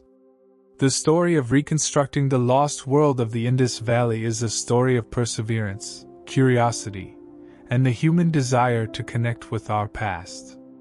Through careful study and modern innovation, historians and archaeologists are turning ruins into a narrative of life, culture, and human achievement. Each discovery is like a ray of light shining through the mist of time, revealing a glimpse of the lives, dreams, and challenges of the people who built the civilization that still captivates us today. As we learn more about the Indus Valley, we are reminded that history is not static. It is a dynamic tapestry woven from the threads of countless lives and events. By reconstructing this lost world, we not only honor the memory of those who came before us but also gain the wisdom to build a better future. The legacy of the Indus Valley civilization, with its blend of art, science, and community, continues to inspire and guide us as we face our own modern challenges. Even after many years of study, the story of the Indus Valley civilization is not finished. Scholars and researchers continue to debate many questions about this ancient culture. In this chapter, we look at some of the ongoing debates about the rise, success, and eventual decline of the Indus Valley civilization. These discussions show us that history is like a great puzzle, with many pieces still waiting to be put in the right place. One of the biggest debates among researchers is about the reasons for the decline of the Indus Valley civilization. Many ideas have been proposed over the years. Some experts believe that environmental factors, such as a long period of drought or changes in the river systems, played a major role. Others think that social or economic issues, such as internal tensions or trade disruptions, contributed to the collapse. There are even theories that suggest external forces, like invasions or migrations from other regions, might have caused the decline. The truth is, no single answer fits all the evidence we have, and researchers continue to look for more clues in the ruins and artifacts. One of the most popular ideas is that climate change was a key factor. Some studies show that the area once experienced a series of severe droughts. Without enough water, the fertile soil would have lost its strength, and crops could not be grown as easily. This change in climate would have put enormous pressure on farming communities. The river, which once provided water and nutrients, might have started to shrink or change its course, leaving parts of the civilization without a reliable water supply. As a result, people might have struggled to grow enough food to feed their families. This theory is supported by evidence from geological and isotopic studies, which suggest shifts in the climate and river patterns during the later years of the civilization. Another view holds that internal social tensions and economic pressures played a large role in the decline. The Indus Valley civilization was marked by its impressive urban planning, strong trade networks, and a generally cooperative society. However, as resources became scarce due to environmental changes, competition for food and water increased. This competition may have led to conflicts between different groups or regions within the civilization. Some scholars argue that a growing gap between richer and poorer communities weakened the social fabric. Disagreements over resource management, land use, or leadership could have created divisions that made the society less able to work together in difficult times. Trade disruptions also come into the discussion. The Indus Valley was not isolated. It was part of a larger network of trade that connected it with distant lands like Mesopotamia and regions of Central Asia. When the flow of goods slowed down, either because of environmental challenges or internal strife, it could have hurt the economy. A drop in trade means fewer new ideas, less wealth to support large cities, and fewer resources to help communities survive during hard times.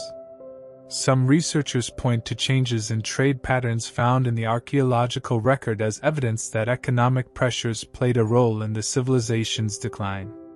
Then there are the theories about external influences. Some scholars have suggested that migrations or invasions by groups from outside the region might have disrupted the established way of life.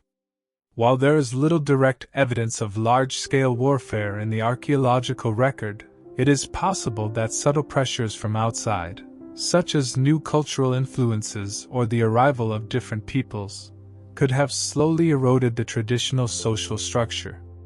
These external forces may have mixed with internal problems to create a situation where the civilization could no longer sustain itself. What makes the ongoing debate so challenging is that the evidence from the Indus Valley is often fragmentary. Many artifacts and ruins have been discovered, but the people did not leave behind written records that clearly explain their history. Without written texts, researchers must rely on the careful interpretation of physical remains, such as pottery, seals, and building layouts. New discoveries can sometimes support one theory and at other times add more questions.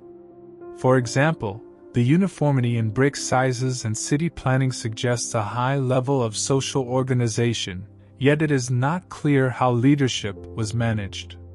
Some scholars believe that the absence of a clear ruler or palace shows that the society was decentralized, which could have been a strength in times of stability. However, during periods of crisis, a lack of strong centralized leadership might have made it harder to coordinate a response. In addition to environmental, economic, and social factors, researchers now also consider the role of disease and health. Recent studies in paleopathology, an area that examines ancient diseases, suggest that epidemics may have swept through the densely populated cities of the Indus Valley. If a disease spread through a population that was already stressed by food shortages or economic difficulties, it could have led to a rapid decline in the number of people. This possibility is still being explored, and more evidence is needed to determine how significant a role, if any, disease played in the civilization's decline. The debate is not just about finding one single cause. Many experts believe that the decline of the Indus Valley civilization was the result of a complex mix of factors.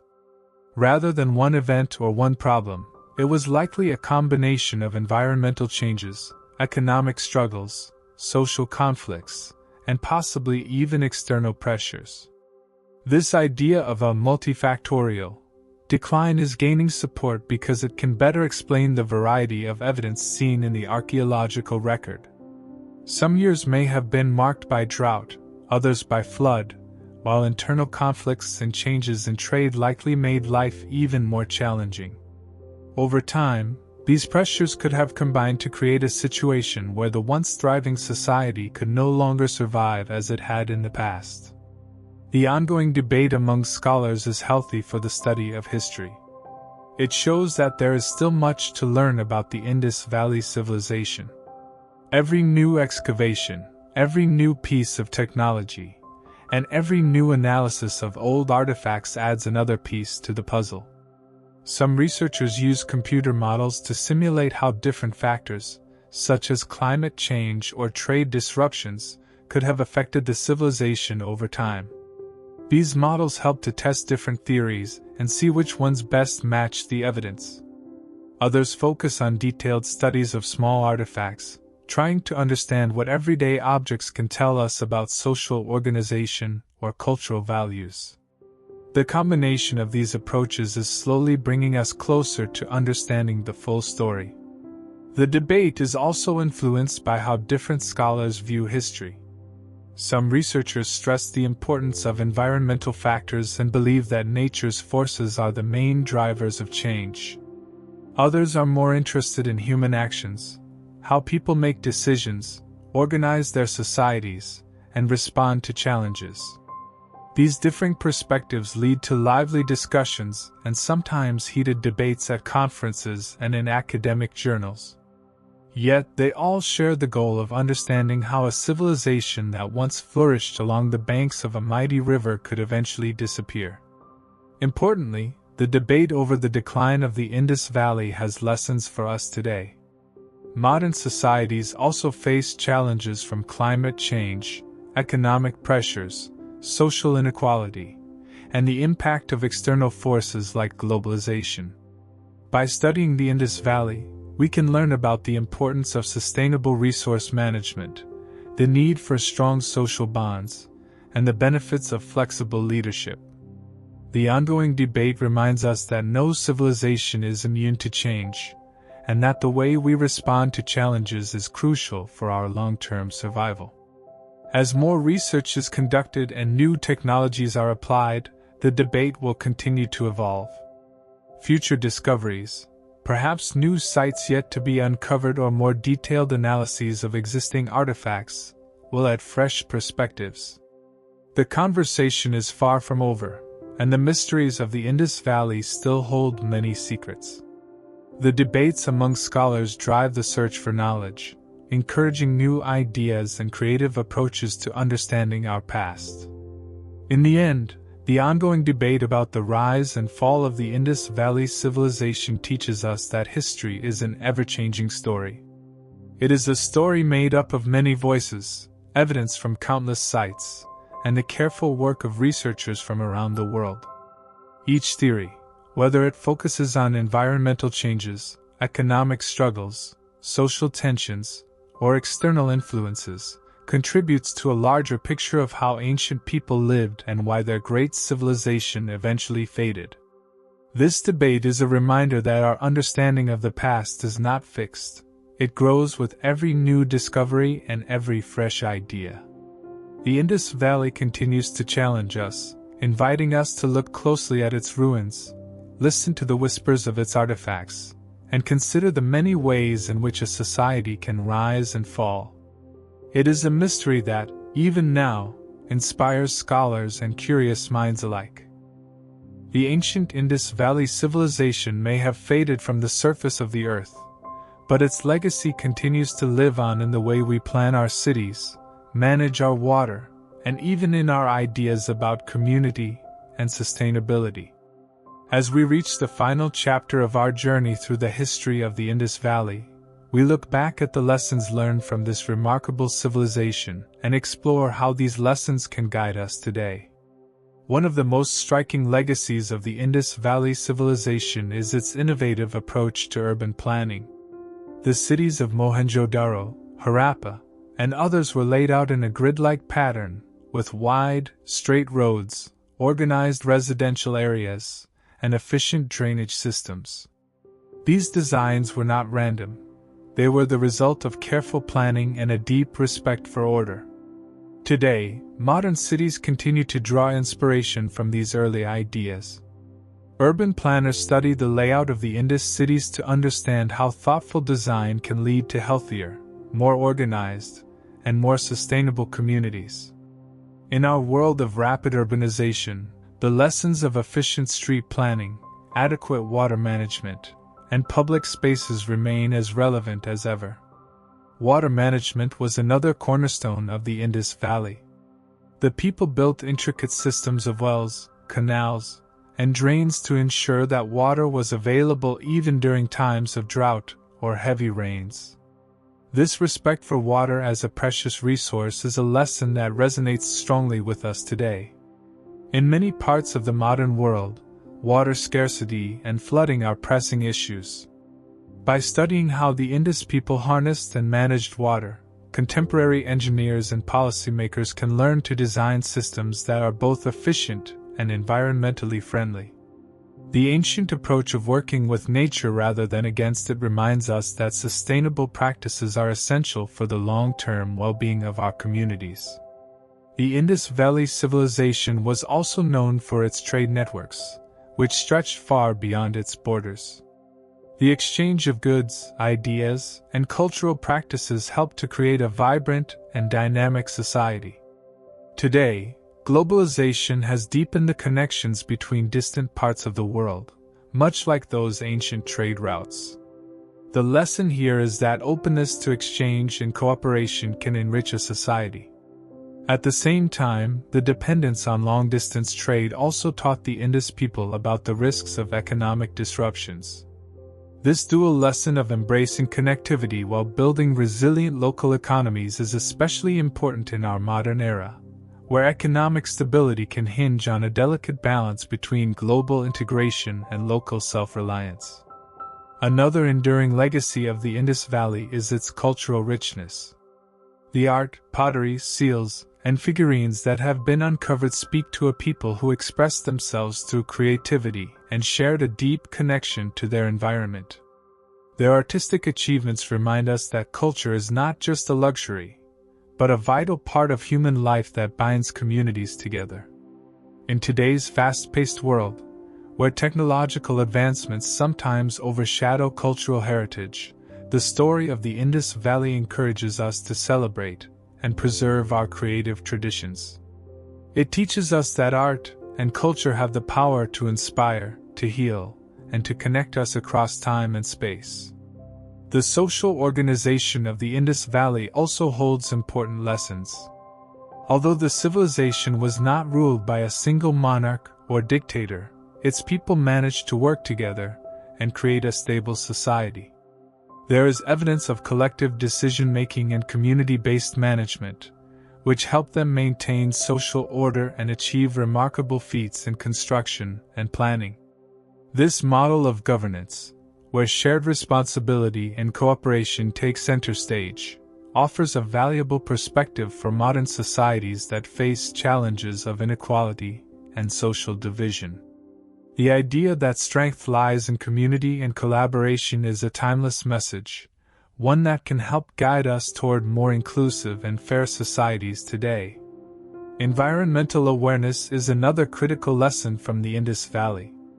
The people were keen observers of nature. They built their cities near rivers, adjusted their agricultural practices according to the changing seasons, and learned to cope with both droughts and floods. This close relationship with the natural world instilled in them a respect for the forces that shaped their lives. In our time, when environmental issues like climate change and habitat destruction threaten our planet, the wisdom of the Indus Valley reminds us that adaptation and respect for nature are key. Their story teaches us that sustainability is not a modern invention but a practice rooted in the history of human survival. Despite the many achievements of the Indus Valley, its eventual decline also offers valuable lessons. Scholars continue to debate the reasons for its collapse, with theories ranging from environmental changes and soil degradation to social tensions and economic pressures. The complexity of these factors shows that no single cause can explain the fall of a civilization. Instead, it was the interplay of multiple stresses, environmental, economic, and social, that slowly wore down the once thriving society. This multifactorial view of decline teaches us about the importance of resilience and the need to address challenges on many fronts. In our own societies, it is a reminder that long-term success depends on our ability to adapt to change, to invest in sustainable practices, and to work together to overcome difficulties. The legacy of the Indus Valley is not just in the physical remnants of its cities or the artifacts left behind. It lives on in the ideas and principles that continue to influence us. The emphasis on planning, sustainability, trade, and community are not relics of the past. They are enduring values that can guide modern civilization. By studying the Indus Valley, we gain insights into how human ingenuity can create great societies, as well as how the challenges of managing natural resources and social change can be met with creativity and cooperation. Moreover, the ongoing efforts of modern scientists, using satellite images, ground-penetrating radar, isotopic analysis, and digital reconstructions, have allowed us to peel back the layers of time and learn more about this ancient civilization than ever before. These cutting-edge investigations remind us that our understanding of the past is continually evolving, and that there is always more to learn. They encourage us to keep questioning, exploring, and seeking knowledge, not only about history but about our own world.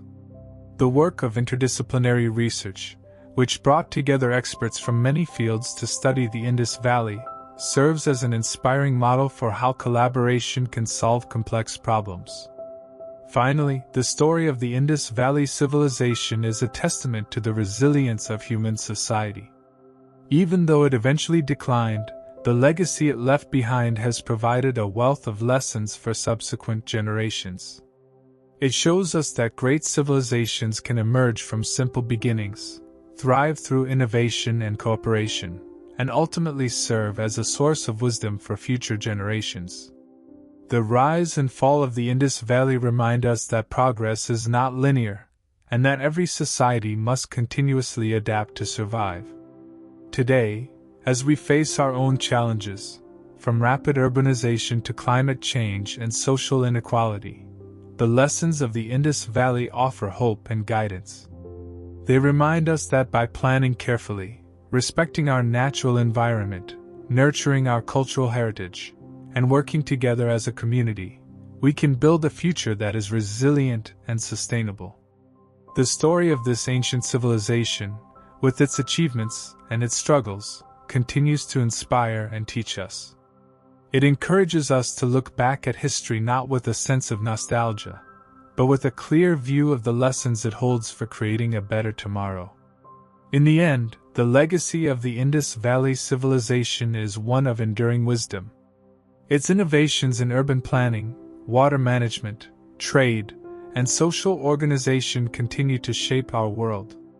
The lessons it offers are timeless: respect for nature, the power of community, the importance of adaptability, and the value of cultural expression.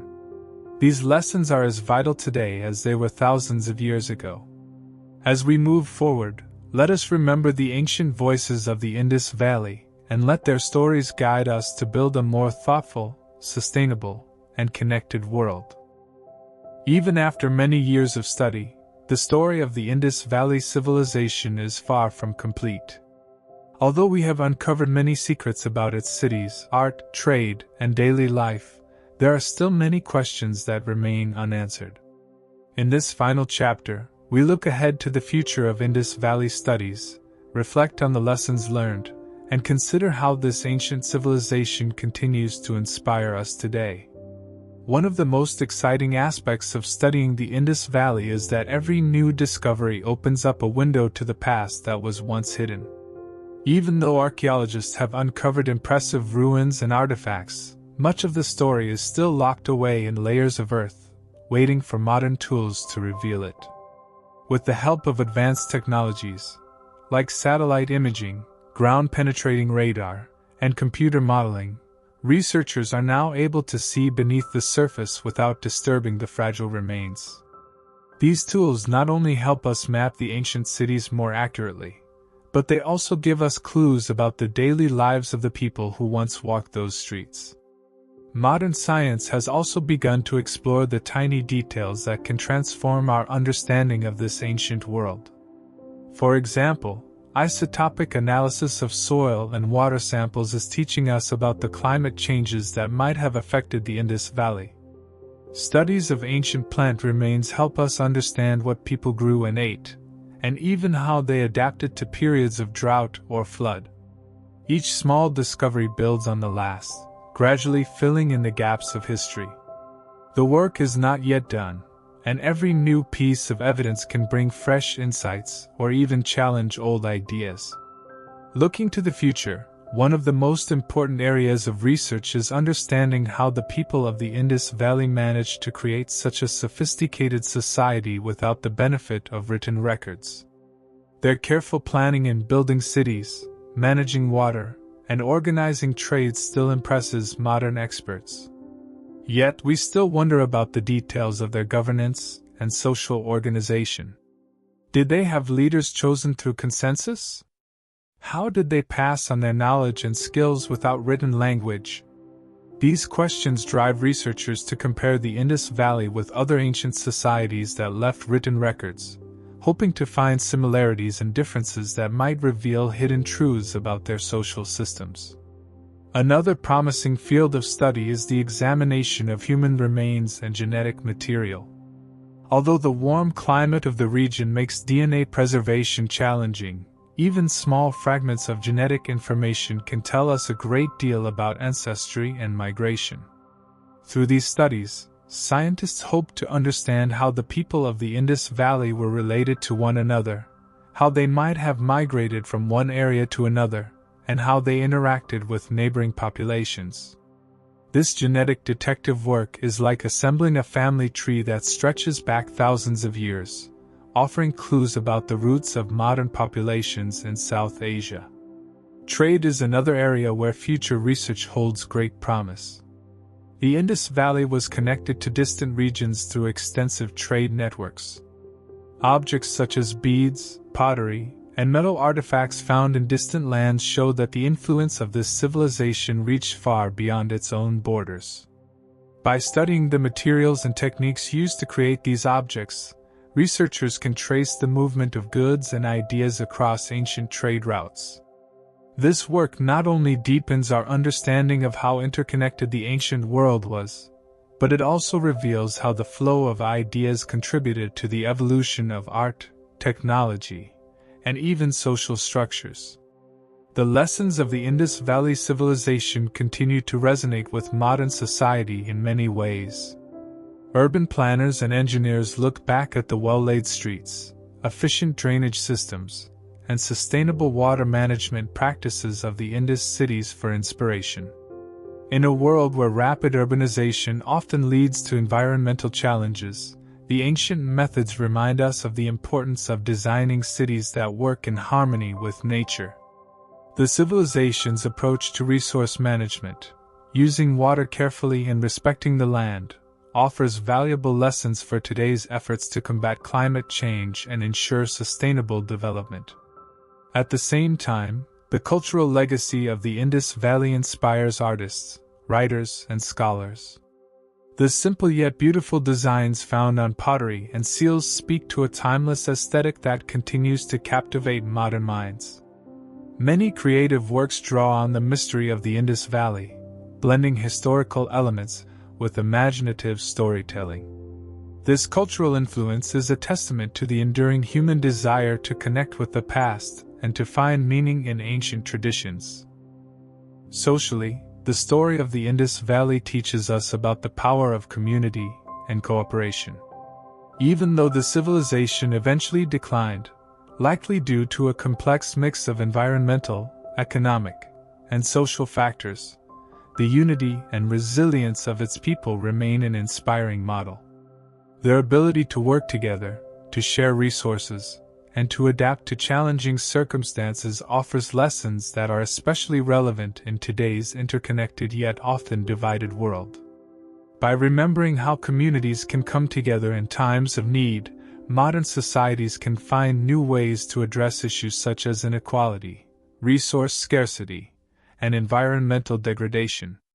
There is also a philosophical lesson in the way the Indus Valley civilization has been studied and understood over time. History is not a fixed story, but a dynamic narrative that evolves with each new discovery.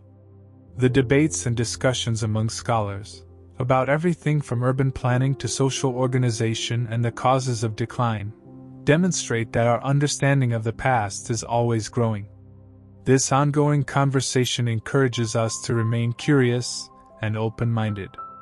It shows us that there is always more to learn and that even the most ancient stories can offer new insights when viewed through fresh perspectives. The future of Indus Valley research is bright, with many exciting avenues waiting to be explored. New technologies, interdisciplinary collaborations, and a growing pool of young researchers eager to delve into the mysteries of the past ensure that this ancient civilization will continue to reveal its secrets. Each new discovery, whether it's a hidden canal, a unique artifact, or a fragment of genetic data, adds another layer to our understanding and brings us closer to a complete picture of this fascinating culture. In reflecting on the legacy and lessons of the Indus Valley civilization, we are reminded of the delicate balance between human progress and the forces of nature. The achievements of this ancient society, its innovative urban planning, sustainable water management, vibrant trade networks, and rich cultural life, offer a vision of what can be achieved when people work together with respect for the natural world. At the same time, its eventual decline is a cautionary tale, urging us to remain vigilant in the face of environmental change, social inequality, and the ever-present challenges of resource management. As we move forward into the future, the wisdom of the Indus Valley serves as both an inspiration and a guide. Its story encourages us to build cities that are sustainable, to manage resources wisely, and to foster communities that are resilient in the face of change. The ancient voices of the Indus Valley, though silent now, continue to speak through the ruins, artifacts, and the many lessons they offer. They remind us that every civilization, no matter how advanced, must adapt to survive and that the key to lasting progress lies in harmony with nature and with one another. In the end, the journey of the Indus Valley civilization, from its dawn to its decline, and now to its enduring legacy, teaches us that history is a living, breathing story. It is a narrative that spans millennia, filled with triumphs and challenges, creativity and struggle, unity and change. By learning from the past and embracing the lessons it offers, we can hope to build a future that is not only prosperous but also sustainable, compassionate, and wise. May the legacy of the Indus Valley inspire us all to look at our world with fresh eyes, to seek out solutions that honor both our heritage and our environment, and to work together for a better tomorrow. The ancient wisdom of this lost civilization continues to light our way, reminding us that even in the face of great challenges, there is always hope for renewal and growth.